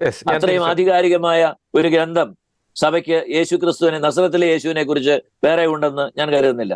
ഇങ്ങനെ എല്ലാ അർത്ഥത്തിലും വിശ്വാസം അനുഭവിക്കുകയും വിശ്വാസം ജീവിക്കുകയും വിശ്വാസം ജീവിക്കാൻ നമ്മളെ പഠിപ്പിക്കുകയും ചെയ്ത ഒരു മഹാമനുഷ്യനാണ്, പ്രകാശ ഗോപുരമാണ് ബെനഡിക്റ്റ് 16 മാർപ്പാപ്പ എന്നുള്ളതാണ് ചരിത്ര യാഥാർത്ഥ്യം. അതിൽ യാതൊരു തർക്കവുമില്ല. വളരെ കൃത്യമായിട്ട് തന്നെ ദേവപ്രസാദ് സാർ അത് വ്യക്തമാക്കി. പ്രത്യേകിച്ച് അദ്ദേഹം ഈ കാലത്തിന് ഒത്ത്, അല്ലെങ്കിൽ കാലത്തിന്റെ തുടുപ്പുകൾ തിരിച്ചറിഞ്ഞ് വിശ്വാസം എങ്ങനെ ജനങ്ങൾക്ക് പകർന്നു കൊടുക്കാം, അതിന്റെ ഉത്തമ ഉദാഹരണമാണ് യുകാറ്റ്. ഒപ്പം തന്നെ കത്തോലിക്ക സഭയുടെ മതബോധന ഗ്രന്ഥവും അതിനെപ്പറ്റി വ്യക്തമായിട്ട് തന്നെ ശ്രീ ടി ദേവപ്രസാദ് പങ്കുവച്ചു. ഫാദർ ടോം ഒലിക്കരോട് നേരത്തെ ശ്രീ ടി ദേവപ്രസാദ് സൂചിപ്പിച്ച ഒരു പോയിന്റ് ഉണ്ട്, അതിനെപ്പറ്റി ആഴത്തിലൊന്നു ചർച്ച ചെയ്യാമെന്ന് എനിക്ക് തോന്നുന്നു. പ്രത്യേകിച്ച് വിശുദ്ധ ജോൺ പോൾ രണ്ടാമൻ മാർപ്പാപ്പ, ബെനഡിക്റ്റ് 16 മാർപ്പാപ്പ, ആ ഒരു കോംബോ ഈ ആധുനിക കാലഘട്ടത്തിൽ സഭയ്ക്ക് ലഭിച്ച ഒരു മുത്താണ്, അല്ലെങ്കിൽ ഒരു വലിയൊരു സമ്മാനമാണ് എന്ന് നമുക്ക് പറയേണ്ടിയിരിക്കും. പ്രത്യേകിച്ച് ജോൺ പോൾ രണ്ടാമൻ മാർപ്പാപ്പയുടെ വിശ്വാസപരമായിട്ടുള്ള പല പ്രബോധന രേഖകൾക്ക് പിന്നിലും അതിന്റെ ഒരു നട്ടല് എന്ന് പറയുന്നത് ബെനഡിക്റ്റ് 16 മാർപ്പാപ്പയായിരുന്നു. പ്രത്യേകിച്ച് വിശ്വാസ തിരുസംഘത്തിന്റെ പ്രീഫെക്റ്റ് ആയിരുന്നു അദ്ദേഹം ആ ഒരു കാലഘട്ടത്തിൽ. അതുകൊണ്ട് സഭയ്ക്ക് ലഭിച്ച ഒരു സമ്മാനം തന്നെയായിരുന്നില്ലേ ആ ഒരു കോംബോ, വിശുദ്ധ ജോൺ പോൾ രണ്ടാമൻ മാർപ്പാപ്പ, ഒപ്പം തന്നെ ബെനഡിക്ട് 16 മാർപ്പാപ്പ, അദ്ദേഹം കർദിനാളായിരുന്നു, മാർപ്പാപ്പയായിരുന്ന ജോൺ പോൾ 2 പാപ്പ. അപ്പോൾ അവരുടെ ആ കാലഘട്ടത്തിൽ സഭയ്ക്ക് ലഭിച്ചത് ഈ ആധുനിക കാലഘട്ടത്തിൽ തന്നെ വലിയ രീതിയിലുള്ള വിശ്വാസപരമായി നാം നോക്കുമ്പോൾ വലിയ രീതിയിലുള്ള അമൂല്യങ്ങളായിട്ടുള്ള പ്രബോധനങ്ങൾ, അല്ലെങ്കിൽ അത്തരത്തിൽ ആഴത്തിലുള്ള ഒരു പഠനങ്ങൾ തന്നെയായിരുന്നില്ലേ നമുക്ക് ലഭിച്ചത് ഫാദർ ടോം ഒലിക്കരോട്ട്? തീർച്ചയായിട്ടും ബെനഡിക്ട് മാർപ്പാപ്പയും ജോൺ പോൾ 2 മാർപ്പാപ്പയും തമ്മിൽ അതിൽ ജോൺ പോൾ 2 മാർപ്പാപ്പയുടെ 27 വർഷം നേടുന്ന ഒരു പാപ്പാസ്ഥാനമുണ്ട്. അതിൽ 24 വർഷവും ഒരുമിച്ച് ജീവിച്ചിട്ടുള്ള ആളുകളാണ് ഇവർ രണ്ടുപേരും, ഒരുമിച്ച് പ്രവർത്തിച്ചിട്ടുള്ള ആളുകളാണ്. വളരെ തീവ്രമായ വികാരത്തോടു കൂടിയാണ് അദ്ദേഹം ബെനഡിക്ട് മാർപ്പാപ്പ തന്റെ മുൻഗാമിയെ ജോൺ പോൾ 2 മാർപ്പാപ്പയെ പലതവണ അനുസ്മരിപ്പിക്കുന്നത്. അതിൽ വളരെ പ്രത്യേകമായി അദ്ദേഹം ചില പ്രസംഗങ്ങൾ പറയുന്നുണ്ട്. ജോൺ പോൾ 2 മാർപ്പാപ്പയുടെ കരസ്പർശനം ഞാൻ അനുഭവിക്കുന്നുണ്ട്, ധൈര്യമായിരിക്കുവാൻ അദ്ദേഹം എന്നോട് പറയുന്നുണ്ട്, പിതാവിന്റെ ഭവനത്തിൽ നിന്ന് അദ്ദേഹം എന്നെ നോക്കി പുഞ്ചിരിക്കുന്നുണ്ട്. ഇങ്ങനെ ഈ ബന്ധങ്ങളൊക്കെ വളരെ കാര്യക്ഷമമായി അദ്ദേഹം കൃത്യമായത് വെളിപ്പെടുത്തുകയും ചെയ്തിട്ടുണ്ട്. സഭയുടെ ഒരു ശുശ്രൂഷയിൽ എങ്ങനെയാണ് ഇങ്ങനെയുള്ള ബന്ധങ്ങൾ പ്രസക്തമാകുന്നെന്ന് ചോദിക്കുമ്പോൾ, നലം തികഞ്ഞ ഒരു ദൈവശാസ്ത്രജ്ഞൻ, 2ാം വത്തിക്കാൻ കൗൺസിൽ മുതൽ സഭയുടെ ദൈവശാസ്ത്ര ബോധത്തെ സ്വാധീനിച്ച മഹാപണ്ഡിതൻ, ഒരുപക്ഷെ ലോകത്താ കാലത്ത് ജീവിച്ചിരുന്ന ഒരു 10 ബുദ്ധിമാന്മാരിൽ ഒരാൾ എന്ന് നിസ്സംശയം പറയാവുന്ന ഒരാളെ കൂടെ നിർത്തിക്കൊണ്ട് ജോൺ പോൾ 2 മാർപ്പാപ്പയുടെ ശൈലി വളരെ വ്യത്യസ്തമാണ്. അദ്ദേഹം ഒരു കരിസ്മാറ്റിക് ലീഡറാണ്. ലോകത്തെ മുഴുവൻ ആകർഷിക്കാൻ പറ്റുന്ന, വലിയ ജനക്കൂട്ടങ്ങളെ ആകർഷിക്കാൻ പറ്റുന്ന ഒരു കരിസ്മാറ്റിക് ലീഡറാണ് ജോൺ പോൾ 2. എന്നാൽ സ്വാഭാവികമായി റാറ്റ്സിംഗർ, അദ്ദേഹം ഒരു പരിധിവരെ ഒരു നാണം കുണുങ്ങിയാണ്, ഒരല്പം റിസർവ്ഡ് ആയ ആളാണ്. വലിയ ജനക്കൂട്ടത്തെ ആകർഷിക്കാൻ തക്ക കരിസ്മ അദ്ദേഹത്തിന് പലപ്പോഴും പ്രകടിപ്പിക്കാറില്ല. പക്ഷേ അദ്ദേഹത്തിന്റെ പാണ്ഡിത്യവും അദ്ദേഹത്തിന്റെ സത്യവിശ്വാസത്തോടുള്ള ആ ഒരു വിശ്വസ്തതയും കൃത്യമായി അടുത്തറിയുന്ന ജോൺ പോൾ 2 മാർപ്പാപ്പ തന്റെ ഭരണകാലം മുഴുവൻ വിശ്വാസ തിരുസംഘത്തിന്റെ അധ്യക്ഷനായും ഗൗരവമേറിയ ഉത്തരവാദിത്തങ്ങൾ, വളരെ പ്രത്യേകമായി ഈ സഭയുടെ കത്തോലിക്ക സഭയുടെ മതബോധന ഗ്രന്ഥം, മുൻപ് സൂചിപ്പിച്ചതുപോലെ ആ മതബോധന ഗ്രന്ഥം എഴുതുന്നതിൽ, അത് എഴുതുമ്പോൾ തന്നെ റാറ്റ്സിംഗർ അദ്ദേഹം അതിൽ സൂചിപ്പിക്കുന്നത് ഇങ്ങനെയാണ്: സഭയുടെ ഒരു മതബോധന ഗ്രന്ഥം എന്ന് പറയുമ്പോൾ സാധാരണ വിശ്വസിക്കുന്നത് അല്ലെങ്കിൽ വിചാരിക്കുന്ന അരുതുകളുടെ, വിലക്കുകളുടെ പട്ടിക, പാപപുണ്യങ്ങളുടെ പട്ടിക എന്നുള്ളതാണ്. എന്നാൽ ഇത് വ്യത്യസ്തമാണ്. ഇതാരാണ് ഒരു ക്രൈസ്തവൻ, ക്രിസ്തീയ അസ്തിത്വം എന്താണ്, മനുഷ്യൻ ആരാണ്, മനുഷ്യ ജീവിതം എങ്ങനെ ആവണം, ഇങ്ങനെ വളരെ ഭാവാത്മകമായിട്ട് അതിനെ രൂപപ്പെടുത്തുന്നു. അതിനേക്കാളും പുറകിലേക്ക് വരുമ്പോൾ 2ാം വത്തിക്കാൻ സൂനകദോസിൽ ഈ റാറ്റ്സിംഗർ ചെയ്ത സംഭാവനയെ കൃത്യമായി അറിയുന്ന ആളാണ് ജോൺ പോൾ 2 മാർപ്പാപ്പ. 2ാം വത്തിക്കാൻ കൗൺസിൽ 2 ജർമ്മൻ ദൈവശാസ്ത്രജ്ഞന്മാരാണ് അതിനെ പ്രധാനമായിട്ടും ഏറ്റവും അധികം സ്വാധീനിച്ചത്. ഒരാൾ റാറ്റ്സിംഗർ ആണെങ്കിൽ മറ്റേയാൾ കാൾ റാനർ, 2 ജർമ്മൻ ശാസ്ത്രജ്ഞന്മാരാണ്. അക്കാലത്ത് റാൽഫ് വിറ്റ്കൻ എന്ന് പറയുന്ന ഒരു വ്യക്തി, അദ്ദേഹം ഒരു ദൈവശാസ്ത്രജ്ഞനാണ്. അദ്ദേഹം ഒരു പുസ്തകം 2ാം വത്തിക്കാൻ കൗൺസിലിലെ ഈ ഒരു ജർമ്മൻ സ്വാധീനത്തെക്കുറിച്ച് അദ്ദേഹം എഴുതിയൊരു പുസ്തകം the Rhine flows into Tiber എന്ന പേരിൽ പ്രസിദ്ധീകരിക്കപ്പെട്ടിട്ടുണ്ട്.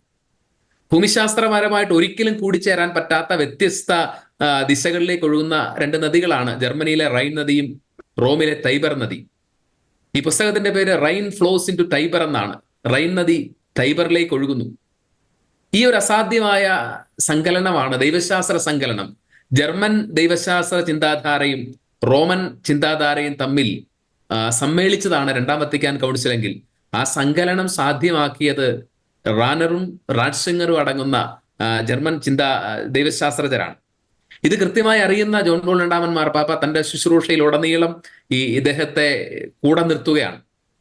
ആ കാലഘട്ടങ്ങളിൽ പ്രസിദ്ധീകരിക്കപ്പെട്ട പ്രധാനപ്പെട്ട ചാക്രിക ലേഖനങ്ങളിലൊക്കെ, പ്രത്യേകിച്ച് കർത്താവായ യേശു, ഡോമിനുസ് ക്രിസ്തുസ് എന്ന് പറയുന്ന ചാക്രിക ലേഖനം, പഠനരേഖ വളരെ ഏഷ്യൻ സഭകളിലൊക്കെ അല്പം വിഷമം ഉണ്ടാക്കിയിട്ടുണ്ട്. പ്രത്യേകിച്ച് ഇതര മത ദൈവശാസ്ത്രത്തിൽ അമിതമായ മതേതര ബോധം കാണിക്കുന്ന ആളുകൾക്ക്. പക്ഷെ അവിടെ കർത്താവായ യേശുവിന്റെ അനന്യത ഏറ്റുപറയാൻ, അല്ലെങ്കിൽ പിന്നെ ഈ സഭ എന്തിനാണ് എന്നുള്ള കൃത്യമായ ബോധത്തിൽ നിന്നുകൊണ്ടാണ് റാറ്റ്സിംഗറുടെ നേതൃത്വത്തിൽ ഈ കർത്താവായ യേശു എന്ന് പറയുന്ന പ്രബോധന രേഖ പുറപ്പെടുവിക്കുന്നത്. അതുപോലെ തന്നെയാണ് ഏഷ്യയിലെ സഭ, എക്ലേസിയ ഇൻ ആസിയ. ഇതൊക്കെ പ്രസിദ്ധീകരിക്കുമ്പോൾ സഭ ഇതര മതങ്ങൾക്കിടയിൽ ജീവിച്ച് സ്വന്തം തനിമ നഷ്ടപ്പെടുകയും രക്ഷകനെ ഏറ്റുപറയുന്നതിലുള്ള അവധാനതക്കുറവുണ്ടാവുകയും ചെയ്യാൻ പാടില്ല. ഈ കാര്യങ്ങളൊക്കെ ജോൺ പോൾ രണ്ടാമൻ മാർപ്പാപ്പയ്ക്ക് പഠിപ്പിക്കാൻ സാധിച്ചതിന്റെ പിറകിൽ റാറ്റ്സിംഗറുടെ ഒരു വലിയ പാണ്ഡിത്യവും അദ്ദേഹത്തിന്റെ അവഗാഹവും ഉണ്ട്.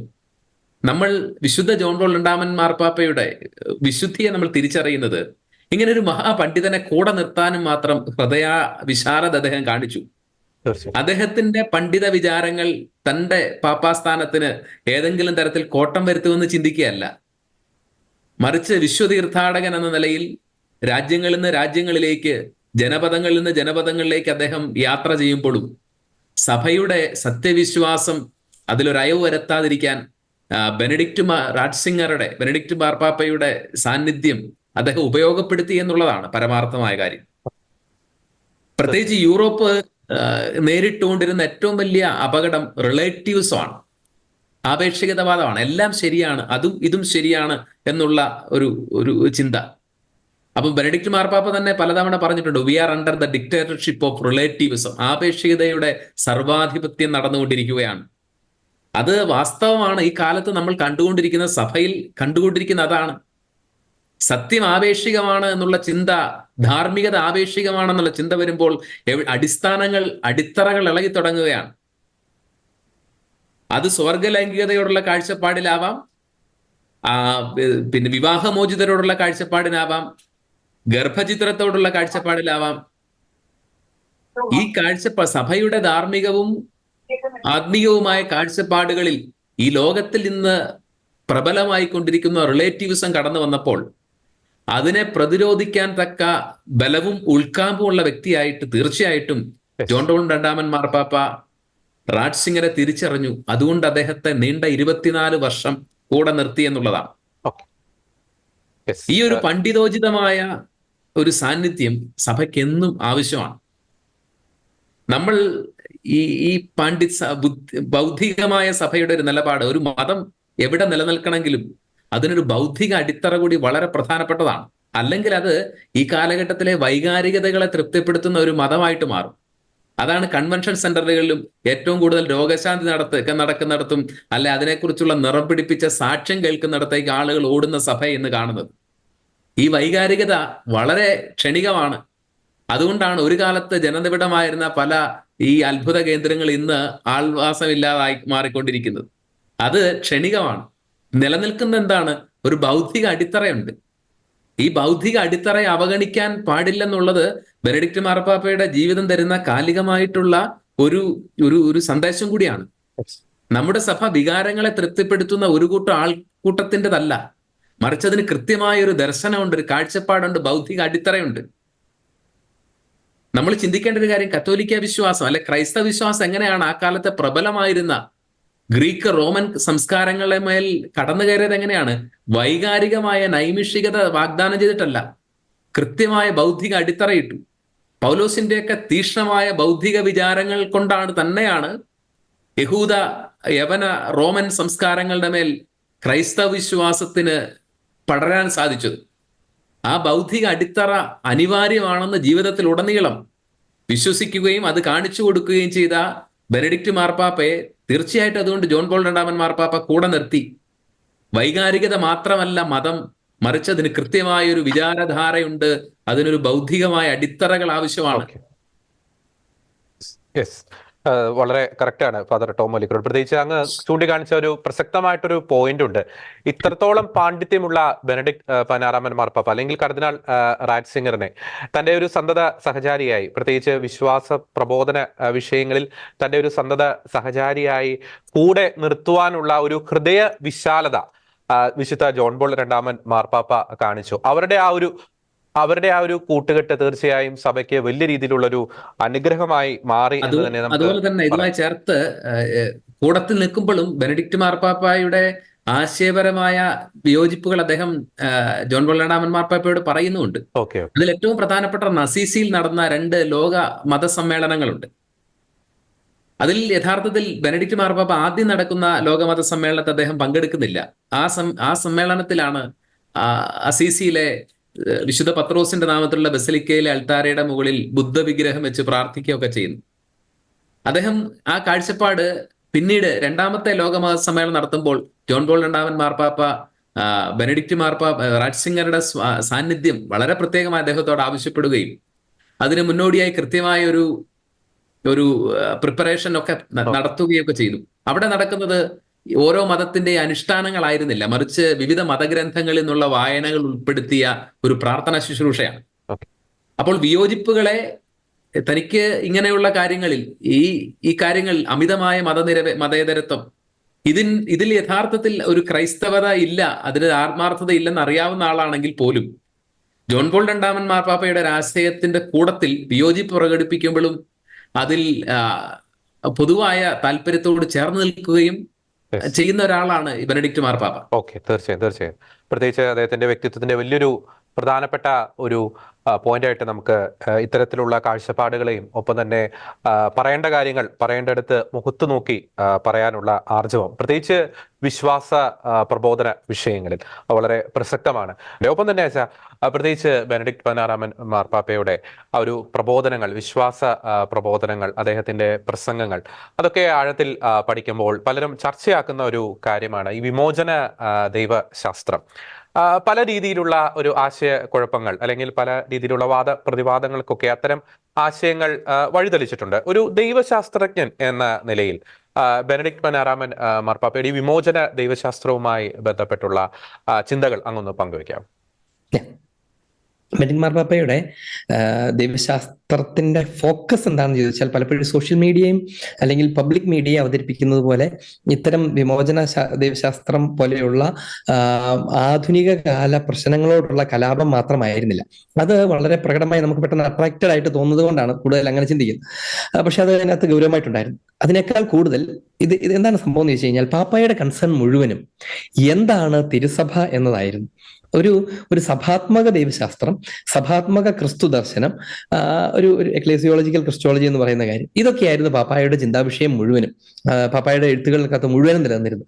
അപ്പൊ സ്വാഭാവികമായും സഭ എങ്ങനെ ഇരിക്കണം എന്ന കാര്യത്തെക്കുറിച്ച് പറയുമ്പോൾ അതിനെ അപനിർമ്മിക്കുന്ന, സഭ ആകരുതാത്തതുപോലെ ആകണമെന്ന് ചിന്തിക്കുന്ന തരത്തിലുള്ള പ്രത്യയശാസ്ത്രങ്ങളും കാഴ്ചപ്പാടുകൾക്കെതിരെ പാപ്പ ഒരു കറക്റ്റീവ് ആയിട്ട് നിലനിന്നിരുന്നു എന്നുള്ളതാണ് കാര്യം. ആ മേഖലയിലാണ് നമ്മൾ ഈ പറഞ്ഞ ഇപ്പൊ ചോദിച്ച ലിബറൽ തിയോളജി, ലിബറേഷൻ തിയോളജിയുടെ പ്രശ്നമൊക്കെ ഉദിക്കുന്നത്. ലിബറേഷൻ തിയോളജി നമുക്കറിയാവുന്നതുപോലെ അത് ഏതാണ്ട് ലാറ്റിൻ അമേരിക്കൻ പശ്ചാത്തലത്തിൽ ഉയർന്നു വന്നതാണ്. അടിച്ചമർത്തപ്പെട്ട സമൂഹത്തെ മുന്നോട്ട് കൊണ്ടുവരണം എന്ന ആഗ്രഹത്തോടെ വളരെ പോസിറ്റീവായിട്ട് എമർജ് ചെയ്തതാണ് ലിബറേഷൻ തിയോളജി. സ്വാഭാവികമായും മിശിഹായെ തന്നെ ഒരു ലിബറേറ്റർ എന്ന വിധത്തിൽ, ഞാൻ അടിച്ചമർത്തപ്പെട്ടവർക്ക് മോചനം നൽകാനാണ് ഞാൻ വന്നിരിക്കുന്നത് എന്നൊക്കെയുള്ള മിശിഹായുടെ തന്നെ വാക്കുകളെ അവലംബിച്ച് തന്നെയാണ് സത്യത്തിൽ ഈ ലിബറേഷൻ തിയോളജി ഒക്കെ എമർജ് ചെയ്തത്. അതുകൊണ്ട് അതിന്റെ തുടക്കത്തിലും ഉദ്ദേശശുദ്ധിയിലും വലിയ കുഴപ്പങ്ങളൊന്നും ആരും കണ്ടിരുന്നില്ല, അങ്ങനെ ഇല്ലതാനും. പക്ഷെ പിന്നീട് എന്ത് പറ്റിയെന്ന് വെച്ച് കഴിഞ്ഞാൽ എന്തും എക്സ്ട്രീമിലേക്ക് പോകുന്നത് നമ്മൾ കാണും. ഈ ലിബറേഷൻ തിയോളജി അങ്ങ് ഒരു വല്ലാതെ എക്സ്ട്രീമിലേക്ക് പോകാൻ തുടങ്ങി. എന്ന് പറഞ്ഞാൽ മനുഷ്യന്റെ വിമോചനമാണ്. വിമോചനം എന്ന് പറഞ്ഞാൽ പാപത്തിൽ നിന്നുള്ള വിമോചനം ഒന്നുമല്ല പ്രശ്നം.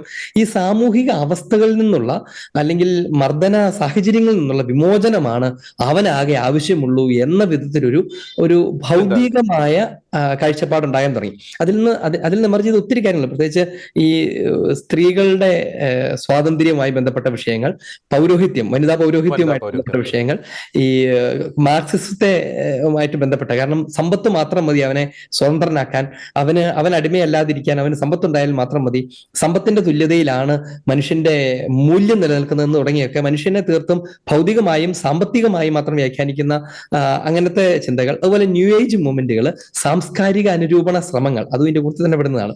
അതുകൊണ്ട് ഇതിനെതിരെ പാപ്പ വളരെ ശക്തമായി സംസാരിച്ചുകൊണ്ടിരുന്നിരുന്നു. പാപ്പ സംസാരിച്ച് എന്താണെന്ന് വെച്ചാൽ ക്രിസ്ത്യാനിറ്റിയുടെ കോർ എന്ന് പറയുന്നത്, സുവിശേഷത്തിന്റെ കോർ എന്ന് പറയുന്നത് ഒരു ഭൗതികമായ വിമോചനമല്ല. സത്യം പറഞ്ഞാൽ നമ്മൾ ആലോചിച്ച് നോക്കിയാലേ ക്രിസ്തുവിന്റെ കാലത്ത് തന്നെ ഇങ്ങനെ ഒരു തെറ്റിദ്ധാരണ ഉണ്ടായിരുന്നു. ഈശോ വന്നപ്പോൾ അവൻ അവിടുത്തെ രാജ്യം പുനഃസ്ഥാപിക്കുമെന്നും എന്നിട്ട് റോമാൻ സാമ്രാജ്യത്തിന്റെ ഭരണം ഏറ്റെടുക്കുമെന്നും അങ്ങനെ ഈ അപ്പസ്തോലന്മാരെ പോലും മന്ത്രിമാരൊക്കെ ആക്കുമായിരിക്കും എന്നുള്ള മട്ടിലൊക്കെയാണ് അവർ പോലും അന്ന് ചിന്തിച്ചിരുന്നത്. അതിനെയാണ് കർത്താവ് തിരുത്തിയത്. നിർഭാഗ്യവശാൽ ഈശോ തിരുത്തിയ ആ മേഖലയിലേക്ക് തന്നെ ഒരു സഭാശാസ്ത്രമോ അല്ലെങ്കിൽ തിയോളജിക്കൽ കാഴ്ചപ്പാടുകളോ ഒക്കെ പിന്തിരിഞ്ഞു തുടങ്ങിയപ്പോഴാണ് പാപ്പ അങ്ങനെ പോകരുത് എന്ന് ശക്തമായി പറഞ്ഞത്. പാപ്പ നമ്മളിപ്പോ പരാമർശിച്ച കാര്യങ്ങൾ ഞാൻ അതിന്റെ ആഴത്തിലേക്കൊന്നും പോയില്ലെന്ന് മാത്രമേ ഉള്ളൂ. അതൊക്കെ പാപ്പ ഒരു ചില ഈ ഡെക്കാൻ ഹെറാൾഡ് പോലുള്ള ചില പത്രങ്ങളൊക്കെ എഴുതിയത് പാപ്പായുടെ ലിബറേഷൻ തിയോളജിക്കെതിരെയുള്ള വിശുദ്ധ യുദ്ധം എന്നൊക്കെയാണ്. പാപ്പ അത് സ്ഥിരമായി ചെയ്തിരുന്നു എന്നുള്ളത് സത്യമാണ്. ഒപ്പം തന്നെ ഫാദർ അരുൺ, ഒരു പോയിന്റ് കൂടി നമുക്കൊന്ന് ചർച്ച ചെയ്യേണ്ടിയിരിക്കുന്നു വളരെ ബ്രീഫായിട്ട്. പ്രത്യേകിച്ച് ബെനഡിക്ട് പാപ്പയെ സംബന്ധിച്ചിടത്തോളം ഈ പാപ്പയായതിനു ശേഷവും തന്റെ പഠനങ്ങൾ തുടർന്നുകൊണ്ട് പോയ ഒരു വ്യക്തിത്വമല്ലേ. പ്രത്യേകിച്ച് എപ്പോഴും ഒരു വിദ്യാർത്ഥിയുടെ ഒരു മനസ്സ്, അത് വൈദികനാകുന്ന ആ ഒരു കാലഘട്ടത്തിലായിക്കോട്ടെ, മെത്രാനായിരുന്ന കാലഘട്ടത്തിലായിക്കോട്ടെ, കർദിനാളായിരുന്ന കാലഘട്ടത്തിലായിക്കോട്ടെ, തുടർന്നിങ്ങോട്ട് പാപ്പയായിരുന്ന കാലഘട്ടത്തിലായിക്കോട്ടെ, എപ്പോഴും ഒരു വിദ്യാർത്ഥിയുടെ മനസ്സ്, ആ ഒരു ത്വര, അത്തരത്തിലുള്ള ഗവേഷണങ്ങൾ, തന്റെ പഠനങ്ങൾ, ഈ പ്രത്യേകിച്ച് ബൗദ്ധിക തലത്തിലുള്ള തന്റെ പഠനങ്ങൾ ഒരിക്കലും അവസാനിച്ചിട്ടില്ല, തുടർന്നുകൊണ്ട് പോകുന്ന ഒരു ശൈലി, അത് പ്രത്യേകം എടുത്തു പറയേണ്ടതല്ലേ. അത് ബെനഡിക്ട് പാപ്പയുടെ മാത്രം ഒരു കോറായിട്ടുള്ള ഒരു ക്യാരക്ടർ ആണെന്ന് നമുക്ക് പറയേണ്ടി വരില്ലേ ഫാദർ അരുൺ കലമറ്റത്ത്? ബെനഡിക്ട് മാർപ്പാപ്പയെ കുറിച്ച് അങ്ങനെ പറയാൻ തുടങ്ങി കഴിഞ്ഞാൽ, പാപ്പ ശരിക്കും പറഞ്ഞാൽ ഒരു വെറുതെ ഇന്റലക്ച്വലി മാത്രം എടുത്താൽ പോലും ലോകത്തിലെ വളരെ എണ്ണം പറഞ്ഞ ധൈഷണശാലികളിൽ ഒരാളാണ്. എന്ന് പറഞ്ഞാൽ ഏറ്റവും വലിയ സയന്റിസ്റ്റുകളുടെയൊക്കെ ഗണത്തിലേക്ക് പെടുത്താവുന്ന അപൂർവം ചില ഒരു 4-5 ആളുകളെയൊക്കെ നമ്മുടെ നമുക്ക് പരിചയമുള്ള ചരിത്രത്തിൽ നിന്ന് പെറുക്കിയെടുത്താൽ കണക്കാക്കാവുന്നയാൾ. അതുപോലത്തെ ഇന്റലക്ച്വൽ കാലിബർ ഉണ്ടായിരുന്ന ഒരു മനുഷ്യനാണ്. വളരെ ചെറുപ്പം മുതൽ തന്നെ അഗാധമായ പാണ്ഡിത്യം സൂക്ഷിക്കുക. നമുക്കറിയാമല്ലോ, 27ാമത്തെ വയസ്സിലാണ് അദ്ദേഹത്തിന്റെ ആദ്യത്തെ ഡോക്ടറേറ്റ് കഴിയുന്നത്. 30ാമത്തെ വയസ്സിൽ പ്രൊഫസർ ആകാനുള്ള ഒരു പ്രത്യേക ഡോക്ടറേറ്റിന് സമാനമായ ഒരു കാര്യമുണ്ട് ജർമ്മനിലൊക്കെ. അപ്പൊ അത് പൂർത്തിയാകുന്നു. 32ാമത്തെ വയസ്സിൽ തന്നെ ഡിപ്പാർട്ട്മെന്റ് ഹെഡ് ആയിട്ടിരിക്കുന്നു. 35ാമത്തെ വയസ്സിൽ വത്തിക്കാൻ കൗൺസിലിന്റെ അഡ്വൈസർ ആയിട്ടൊക്കെ വരുന്നു എന്നൊക്കെ പറയുമ്പോൾ അത് വല്ലാത്ത ഒരു ഇന്റലക്ച്വൽ ബാക്ക്ഗ്രൗണ്ട് ഉണ്ട്. സത്യത്തിൽ ഞാൻ ഓർക്കുന്ന ഒരു കാര്യം, പാപ്പായുടെ ഇന്റലക്ച്വൽ വർക്കുകൾ ഭീകരമാണെന്ന് പറഞ്ഞാൽ അദ്ദേഹത്തിന്റെ ഇന്റലക്ച്വൽ വേൾഡിലേക്ക് ശരിക്കും അങ്ങനെ മുങ്ങുക എന്ന് പറഞ്ഞാൽ അത്ര എളുപ്പമുള്ള കാര്യം. ഒരു ഡോക്ടർ, ഞങ്ങളെ പഠിക്കുന്ന കാലത്തൊക്കെ ഒരു ഡോക്ടർ സ്റ്റുഡന്റിന് അദ്ദേഹത്തിന്റെ ഒരു പേജ് വായിച്ച് മനസ്സിലാക്കാൻ ഒരു 3 ദിവസമെങ്കിലും മിനിമം വേണം എന്നൊക്കെ എല്ലാവരും സാധാരണ പറയാം. അത് 3 ദിവസം പോരെന്നുള്ളതാണ് സത്യം. അങ്ങനത്തെ ഒരു വലിയ വൈഡ് നെറ്റ്വർക്കിനകത്ത് നിന്നുകൊണ്ട് ചിന്തിക്കാൻ, അതോടൊപ്പം തന്നെ പാപ്പായുടെ ഒരു പേജ് വായിച്ചാൽ തന്നെ ഒരു ധാരാളം ഓതേഴ്സിനെ കോട്ടി ഇത് മുഴുവനും എങ്ങനെ ഒരു മനുഷ്യൻ വായിച്ചു തീർക്കുന്നത് നമുക്ക് തന്നെ തോന്നും. പാപ്പായുടെ പുസ്തകങ്ങൾ ഇത് മുഴുവൻ എപ്പോൾ എഴുതി കഴിയുന്നു എന്ന് നമുക്ക് തോന്നും. അത്രമാത്രം അതിൻ്റെ അകത്തേക്ക് മുഴുകിയിട്ടുണ്ട്. ഇനി അത് മുഴുകിയത് എന്തുകൊണ്ടാണെന്ന് ചോദിച്ചാൽ, പല ആളുകളുണ്ടാവും, ചില സാഹിത്യകാരന്മാർ അങ്ങനെ ചെയ്യാറുണ്ട്. പക്ഷെ പാപ്പ എന്തുകൊണ്ട് ചെയ്തിരുന്നു വെച്ചാൽ, പാപ്പായ്ക്ക് തന്റെ പൗരോഹിത്യത്തിന്റെ പ്രാഥമിക ശുശ്രൂഷ അത് പ്രബോധനത്തിൻ്റെതാണെന്നുള്ള ബോധ്യം ഉണ്ടായിരുന്നു. അതാണ് അതിന്റെ കാര്യം. പ്രബോധനത്തിന്റെ ദൗത്യമാണ്. താൻ അഭിഷേകം ചെയ്യപ്പെട്ടിരിക്കുന്നത് തിരുസഭയിൽ പഠിപ്പിക്കാൻ വേണ്ടിയാണെന്നും പഠിപ്പിച്ച ജനത്തെ വിശുദ്ധീകരിക്കാനും പഠിപ്പിച്ച് വിശുദ്ധീകരിച്ച ജനത്തെ ദൈവസന്നിധിയിലേക്ക്, സ്വർഗത്തിലേക്ക് നയിക്കാനുമാണ് താനെന്ന് പാപ്പായ്ക്ക് നന്നായി അറിയാമായിരുന്നു. അതുകൊണ്ട് തന്റെ പൗരോഹിത്യത്തിന്റെ പ്രബോധന ധർമ്മം, ദൈവീക രഹസ്യങ്ങളെ വിശദീകരിക്കുന്ന ധർമ്മമാണ് പാപ്പ ശരിക്കും ചെയ്തിരുന്നത്. പാപ്പ അത് ചെയ്യുക മാത്രമല്ല, തിയോളജിയൻസിനെ, അത്തരം വലിയൊരു തിയോളജിയനായിരുന്നു പാപ്പ ഏറ്റവും കൂടുതൽ അപലപിച്ചുകൊണ്ടിരുന്നത് തിയോളജിയൻസിനെയാണ്. തിയോളജിയൻസിനോട് പാപ്പ പറഞ്ഞിരുന്ന പല ഒരു വളരെ പ്രസിദ്ധമായ ഒരു വാചകമുണ്ട്. പാപ്പയുടെ ഒരു വാചകമാണ്, ദൈവശാസ്ത്രന്മാർ പറയാണ്, സഭയെന്ന് പറയുന്നത് ദൈവശാസ്ത്രന്മാരുടെ ലബോറട്ടറി അല്ല എന്ന്. തിരുസഭ എന്ന് പറയുന്നത് ദൈവശാസ്ത്രന്മാരുടെ ലബോറട്ടറി എന്ന് പറഞ്ഞാൽ തങ്ങളുടെ ഭാവനയ്ക്കനുസരിച്ച് ഓരോന്ന് കണ്ടുപിടിക്കാനും അതിനെ വ്യാഖ്യാനിക്കാനും അവതരിപ്പിക്കാനും അങ്ങനെ ഒരു പേഴ്സണൽ ഗ്ലോറിക്ക് വേണ്ടിയൊക്കെ എന്നുള്ളതൊന്നും അല്ല. പകരം അനാദ്യം മുതൽ മിശിഹായിലൂടെ നൽകപ്പെട്ടിട്ടുള്ള, അപ്പസ്തോലന്മാർ സ്വീകരിച്ചിട്ടുള്ള, സഭാപിതാക്കന്മാർ വ്യാഖ്യാനിച്ചിട്ടുള്ള, വിശുദ്ധർ ജീവിച്ചിട്ടുള്ള ആ സത്യവിശ്വാസത്തെക്കുറിച്ച് നിരന്തരം ആവർത്തിച്ച് പറയുക എന്നതാണ് നമ്മുടെ ധർമ്മം എന്നാണ് ബെനഡിക്ട് മാർപ്പാപ്പ എപ്പോഴും പറഞ്ഞുകൊണ്ടിരുന്നത്. അതുകൊണ്ടാണ് പുതിയ പുതിയ ആശയങ്ങളുമായിട്ട് വരുന്നവരെയൊക്കെ ഫാഷനബിൾ തിയോളജിയൻസ് എന്നൊരു പദം ഉപയോഗിച്ച് തന്നെ പാപ്പ വിളിക്കുക. ഫാഷനബിൾ തിയോളജിയൻസ് എന്ന് പറഞ്ഞാൽ ഓരോ കാലത്തിനെയും രസിപ്പിക്കുന്ന തരത്തിലുള്ള ആശയങ്ങളൊക്കെ ആയിട്ട് ചാടി വരുന്നു, കുറച്ച് കാര്യങ്ങളൊക്കെ പറയുന്നു, ആളുകളുടെ കയ്യടിയൊക്കെ മേടിക്കുന്നു, അവർ വിസ്മൃതിയിലേക്ക് പോകുന്നു. പക്ഷെ പാപ്പ എപ്പോഴും ചെയ്തിരുന്നത്, ഞാൻ ശരിക്കും പറഞ്ഞാൽ പാപ്പായുടെ പഠനങ്ങളിൽ കൂടുതൽ ആകർഷണമായതിന്റെ കാരണം ഇത് തന്നെയാണ്. പാപ്പ എപ്പോഴും ആദ്യം മുതലുള്ള മിശിഹായിൽ നിന്ന് കൈമാറി കിട്ടിയ പരിശുദ്ധ പാരമ്പര്യത്തിനകത്ത് ഉൾച്ചേർന്നിരിക്കുന്ന സത്യവിശ്വാസത്തിന്റെ അന്തസത്തയിൽ തന്നെയാണ് എക്സ്പ്ലോർ ചെയ്തുകൊണ്ടിരുന്നത്. തിരുസഭയുടെ ഹൃദയത്തിൽ നിന്നാണ് പഠിപ്പിച്ചുകൊണ്ടിരുന്നത്. അതുകൊണ്ട് നമുക്ക് റിലയബിൾ ആണത്. ഓക്കെ, തീർച്ചയായും ഫാദർ അരുൺ, പ്രത്യേകിച്ച് ഈ പാപ്പയുടെ പ്രബോധനവുമായി ബന്ധപ്പെട്ട് വളരെ പ്രസക്തമായിട്ടൊരു പോയിന്റാണ് അങ്ങ് പങ്കുവച്ചത്. പ്രത്യേകിച്ച് തന്റെ പൗരോഹിത്യത്തിന്റെ ധർമ്മം എന്ന് തന്നെ പറയുന്നത് ഈ ഒരു പ്രബോധനമാണ്. ദൈവിക രഹസ്യങ്ങൾ ജനങ്ങളെ അറിയിക്കുക, സഭയെ അറിയിക്കുക, വിശ്വാസി സമൂഹത്തെ അറിയിക്കുക, വളരെ പ്രസക്തമാണ്. തീർച്ചയായും ബെനഡിക്ട് 16 മാർപ്പാപ്പ സഭയുടെ ഒരു മുത്ത് തന്നെയാണ്, സഭയ്ക്ക് ദൈവം നൽകിയ, സ്വർഗം നൽകിയ ഒരു സമ്മാനം തന്നെയാണ്. ശ്രീ ടി ദേവപ്രസാദ്, നമ്മൾ ബെനഡിക്ട് 16 മാർപ്പാപ്പയുടെ ആ ഒരു ശുശ്രൂഷ കാലയളവിനെ കുറിച്ച് ചിന്തിക്കുമ്പോൾ പ്രത്യേകിച്ച് ഒത്തിരിയധികം വിവാദങ്ങൾ അദ്ദേഹത്തിന്റെ ശുശ്രൂഷ കാലയളവിൽ ഉണ്ടായിട്ടുണ്ടായിരുന്നു. പ്രത്യേകിച്ച് റേഗൻസ്ബർഗിൽ അദ്ദേഹം നടത്തിയ പ്രസംഗം അത് വലിയ രീതിയിലുള്ളൊരു വിവാദം ആയിരുന്നു. പ്രത്യേകിച്ച് ഇസ്ലാമിക രാജ്യങ്ങളിൽ നിന്നും വലിയ രീതിയിലുള്ള എതിർപ്പുകൾ വന്നിരുന്നു. പിന്നീട് വത്തിലിക്സ് പോലുള്ള വിവാദങ്ങൾ നമുക്കറിയാം. പക്ഷേ നമ്മൾ എടുത്തു പറയേണ്ട ഒരു കാര്യമുണ്ട്, അത്തരം വിവാദങ്ങളുടെ ഒരു കൊടുങ്കാറ്റ് ആഞ്ഞടിക്കുമ്പോഴും അദ്ദേഹം ഒരു നിർഭയനായി, സൗമ്യനായി തന്റെ സഭാ നൗകയെ മുന്നോട്ട് നയിച്ചു. പറഞ്ഞ കാര്യങ്ങളിൽ അതിൽ യാതൊരു തെറ്റുമില്ല. ക്രിസ്തീയമായി നോക്കുമ്പോൾ, അല്ലെങ്കിൽ ക്രൈസ്തവ പ്രബോധനപരമായ വിഷയങ്ങൾ, അല്ലെങ്കിൽ അതിന്റെ കാഴ്ചപ്പാടിലൂടെ നോക്കുമ്പോൾ തെറ്റില്ല എന്ന് അദ്ദേഹത്തിന് ഉറച്ച ബോധ്യമുണ്ടായിരുന്ന വിഷയങ്ങളിൽ എത്ര വിവാദങ്ങൾ ഉണ്ടായിക്കോട്ടെ, അതിൽ നിന്നും ഒരു അണുവിട വ്യതിചലിക്കാൻ, അദ്ദേഹം പറഞ്ഞ കാര്യങ്ങളിൽ നിന്ന്, അദ്ദേഹത്തിന്റെ നിലപാടുകളിൽ നിന്ന് അണുവിട വ്യതിചലിക്കാൻ അദ്ദേഹം തയ്യാറായിരുന്നില്ല.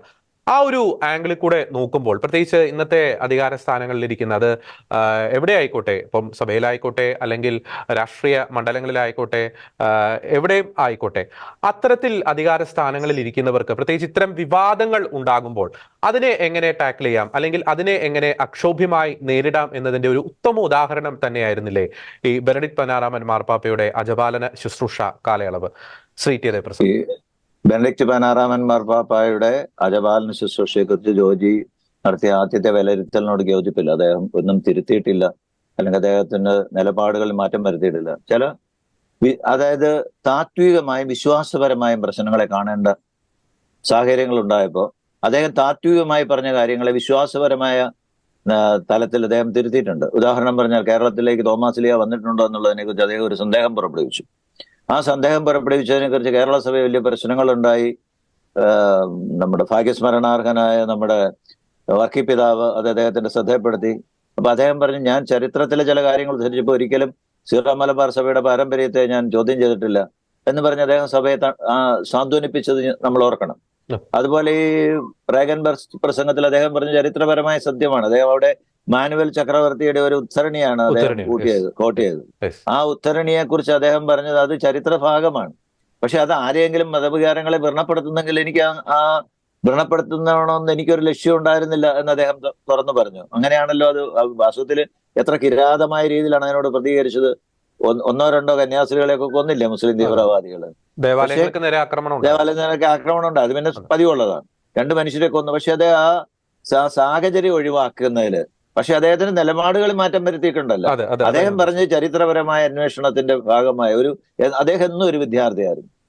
ഇപ്പം തോമാസ് ലീഹ വന്ന അദ്ദേഹം ചരിത്രത്തിലെ പഠിച്ചപ്പോൾ അദ്ദേഹം തോമാസ് ലീഹയുടെ യാത്രകളിൽ നിന്ന് ഭാരതത്തെ ഒഴിവാക്കിക്കൊണ്ടുള്ള ഒരു കുറിപ്പ് എഴുതി. അത് മാർപ്പാപ്പ ആയതിനു ശേഷമാണ് പ്രസിദ്ധീകരിച്ചത്. അത് വലിയ വിവാദമായി. അപ്പൊ അങ്ങനെയുള്ള കാര്യങ്ങളിൽ അദ്ദേഹം നിലപാടുകളിൽ മാറ്റം വരുത്തിയിട്ടുണ്ട്. അല്ലെങ്കിൽ വിശ്വാസപരമായ വികാരപരമായ സമീപനങ്ങളോട് അദ്ദേഹം വളരെ തുറന്ന ഹൃദയത്തോടെ ഒരു സമീപനം സ്വീകരിച്ചിട്ടുണ്ട് എന്നാണ് എന്റെ വിലയിരുത്തൽ.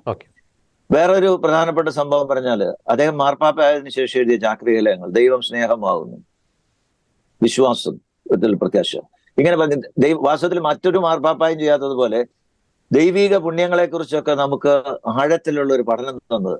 അതിനകത്ത് ചാരിറ്റിയെ കുറിച്ച്, ഉപവിയെ കുറിച്ചൊക്കെ അദ്ദേഹം പഠിപ്പിക്കുന്ന എന്താണ്? ഉപവി എന്ന് പറയുന്നത് ക്രൈസ്തവര് ഇല്ലാത്തവരോട് കാണിക്കുന്ന ഒരു ഔദാര്യമല്ല, അത് അവരുടെ അവകാശമാണ്, അത് നീതിയാണ്. ഇങ്ങനെയൊക്കെ ലോകത്തെ പഠിപ്പിക്കാനുള്ള ഒരു ധൈര്യം അദ്ദേഹം കാണിച്ചു. പിന്നെ അദ്ദേഹത്തിന്റെ കാലത്ത് അദ്ദേഹത്തിന്റെ ഒരു മാനുഷികത, അല്ലെങ്കിൽ പാപം ചെയ്യുന്നവനോടുള്ള സ്നേഹവും പാപത്തോടുള്ള ഒരു വെറുപ്പും, അല്ലെങ്കിൽ പാപത്തോടുള്ള ഒരു എതിർപ്പും അദ്ദേഹത്തെ പല പ്രതിസന്ധികളിലും സാധിച്ചിട്ടുണ്ട്. നമുക്കറിയാം 2011 അദ്ദേഹം വൈദിക വർഷം ആചരിച്ച വർഷത്തിലാണ് ഈ വൈദികരുടെ ലൈംഗിക ദുരുപയോഗത്തെ കുറിച്ചുള്ള വലിയ വിവാദങ്ങളെല്ലാം ലോകത്തുണ്ടായത്. അതിനകത്ത് അങ്ങനെയുള്ള കേസന്വേഷണങ്ങൾ രഹസ്യ സ്വഭാവം ഉണ്ടായിരിക്കണം എന്നൊരു നിലപാടാണ് അദ്ദേഹം സ്വീകരിച്ചത്. അങ്ങനെയുള്ള കേസുകളിൽ പിടിക്കപ്പെട്ട ചിലരെ അദ്ദേഹം മ്യൂണിക്കിൽ കർദിനാൾ ആർച്ച് ബിഷപ്പ് ആയിരുന്നു. അങ്ങനെയുള്ളവരെ മതിയായ ശിക്ഷ കൊടുത്ത് സർവീസ് ശുശ്രൂഷ തിരിച്ചു കയറ്റിയതിനെതിരെ അദ്ദേഹത്തിനെതിരെ കേസുകൾ വന്നു, അമേരിക്കൻ കോടതികളിൽ വരെ കേസുകൾ വന്നു. പക്ഷെ ഇക്കാര്യത്തില് എനിക്ക് തോന്നുന്നു അദ്ദേഹത്തിന്, അല്ലെങ്കിൽ ഞാൻ അദ്ദേഹത്തെ വിലയിരുത്തുന്നത്, അദ്ദേഹം മനുഷ്യത്വത്തോടെ സ്നേഹത്തോടെ തന്റെ സഹോദരങ്ങളെ സമീപിച്ചു എന്നുള്ളതാണ്. പക്ഷെ അതിന്റെ അർത്ഥം അദ്ദേഹം പിന്നെ ഭയന്ന് എന്തെങ്കിലും ചെയ്യാതിരുന്നു എന്നല്ല. അദ്ദേഹത്തിന്റെ ജീവിതത്തിൽ തന്നെ വളരെ സുപ്രധാനങ്ങളായ ചില തീരുമാനങ്ങൾ എടുത്തിട്ടുണ്ട്. ജോൺ പോൾ രണ്ടാമൻ മാർപ്പാപ്പയുടെ ഏറ്റവും അടുത്ത സുഹൃത്ത്, ഏറ്റവും അടുത്ത അദ്ദേഹത്തിന്റെ ഹൃദയത്തിന്റെ ഒരു കാവൽക്കാരൻ എന്നുള്ള പോലെ പ്രവർത്തിച്ച ആളാണ് ഈ ബെനഡിക്ട് 16 മാർപ്പാപ്പ. 2005 അദ്ദേഹം ശയ്യാവലംബി ആയിരുന്നപ്പോൾ അദ്ദേഹത്തിന് വേണ്ടി വത്തിക്കാനിലെ അല്ലെങ്കിൽ റോമിലെ കൊളോസിയത്തിൽ നടന്ന കുരിശിന്റെ വഴിയിലെല്ലാം സന്ദേശം നൽകി ആശീർവാദം നൽകുകയൊക്കെ ചെയ്ത്, ആശീർവാദം മാർപ്പാപ്പ പ്രത്യക്ഷപ്പെടാൻ പറ്റും ചെയ്തു, എല്ലാം നടത്തിയ മാർപ്പാപ്പയാണ്. അതുപോലെ 2000-ന്റെ ആരംഭത്തില് അനാരോഗ്യപരമായ കാരണങ്ങളാൽ രാജിയെക്കുറിച്ച് ജോൺ രണ്ടാമൻ മാർപ്പാപ്പ ആലോചിച്ചപ്പോ ഒരു കാരണവശാലും പാപ്പ രാജിവെക്കരുതെന്നുള്ള ഉറച്ച നിലപാടോടെ അദ്ദേഹം ജോൺ പോൾ രണ്ടാമന്റെ രാജി നിരുത്സാഹപ്പെടുത്തിയത് നമുക്കറിയാം. അപ്പൊ അദ്ദേഹം സ്വയം രാജിവെച്ച് മാതൃക കാണിച്ചെങ്കിൽ അദ്ദേഹത്തിന്റെ മുൻഗാമിയായിരുന്ന മാർപ്പാപ്പയോട് രാജിവെക്കരുത് നിർബന്ധപൂർവ്വം ആവശ്യപ്പെട്ടു. അത് അദ്ദേഹത്തിന് എന്തെങ്കിലും കിട്ടാനല്ല. കാരണം അച്ഛൻ കുറച്ചു മുമ്പ് ചൂണ്ടിക്കാണിച്ച പോലെ അദ്ദേഹത്തിന് വത്തിക്കാനിലെ വിശ്വാസ സംഘത്തിന്റെ അധ്യക്ഷൻ എന്നുള്ള പദവി ഇല്ലെങ്കിലും ലോകത്തിലെ ഏറ്റവും വലിയ ദൈവശാസ്ത്രജ്ഞന്മാരുള്ള ഒരാളാണ് അദ്ദേഹം. അദ്ദേഹത്തെ സംബന്ധിച്ച് അത്തരത്തിലുള്ള അദ്ദേഹത്തിന്റെ ഒരു വിഷയമായിരുന്നു. അദ്ദേഹം എപ്പോഴും സഭയ്ക്ക് വേണ്ടി, സഭയെ പരിശുദ്ധാത്മാവ് നയിക്കും എന്നുള്ള ഒരു ഉറച്ച ബോധ്യത്തില് അദ്ദേഹം നടന്നു. എല്ലാവരും പ്രധാനപ്പെട്ടവരാണ്, എന്നാൽ ആരും അനിവാര്യരല്ല എന്ന് അദ്ദേഹം തെളിയിച്ചു. ഈ വിവാദങ്ങളുടെ പ്രശ്നങ്ങൾ വന്നപ്പോഴും ഇങ്ങനെയുള്ള കാര്യങ്ങളിലുള്ള പ്രത്യേകിച്ചും വൈദികരുടെ ലൈംഗിക ദുരുപയോഗത്തെ കുറിച്ചുള്ള കാര്യങ്ങളിൽ അദ്ദേഹം കാണിച്ച മാനുഷികമായ സമീപനം അദ്ദേഹത്തിന് വലിയ ബുദ്ധിമുട്ടുകൾ ഉണ്ടാക്കിയിട്ടുണ്ട്. അദ്ദേഹത്തിന്റെ വ്യക്തിപരമായ ഇമേജിനെ അത് വളരെയേറെ ബാധിച്ചിട്ടുള്ള ഒരു സംഭവമാണ്. പിന്നെ ഈ മാത്ലീക്സ് എന്നൊക്കെ പറയുന്നതിനകത്തൂടെ പുറത്തു വന്ന, അല്ലെങ്കിൽ വത്തിക്കാനിൽ നടന്നിരിക്കുന്ന സംഭവങ്ങളെ കുറിച്ചൊക്കെ, അല്ലെങ്കിൽ വത്തിക്കാനിലെ രഹസ്യങ്ങൾ പലതിന്റെ പുറത്തു വന്നതിനെ കുറിച്ചൊക്കെ ഉള്ളത്, അതെല്ലാം വെറും കെട്ടുകഥകളാണെന്നോ അല്ലെങ്കിൽ വെറും അവാസ്തവങ്ങളാണെന്നോ ഒന്നും ലോകം കരുതുന്നില്ല. പിന്നെ അതുപോലെ നമ്മൾ ഓർക്കേണ്ട ഒരു കാര്യമുണ്ട്, വത്തിക്കാൻ ബാങ്കിന്റെ പ്രശ്നം. വത്തിക്കാൻ ബാങ്കിന്റെ അധ്യക്ഷനെയൊക്കെ സ്ഥാനപ്രശ്നമാക്കാനൊക്കെ ഉള്ള തന്റെ ഇടം ഈ സൗമ്യനായ മാർപ്പാപ്പ കാണിച്ചു എന്ന് നമ്മൾ ഓർക്കണം.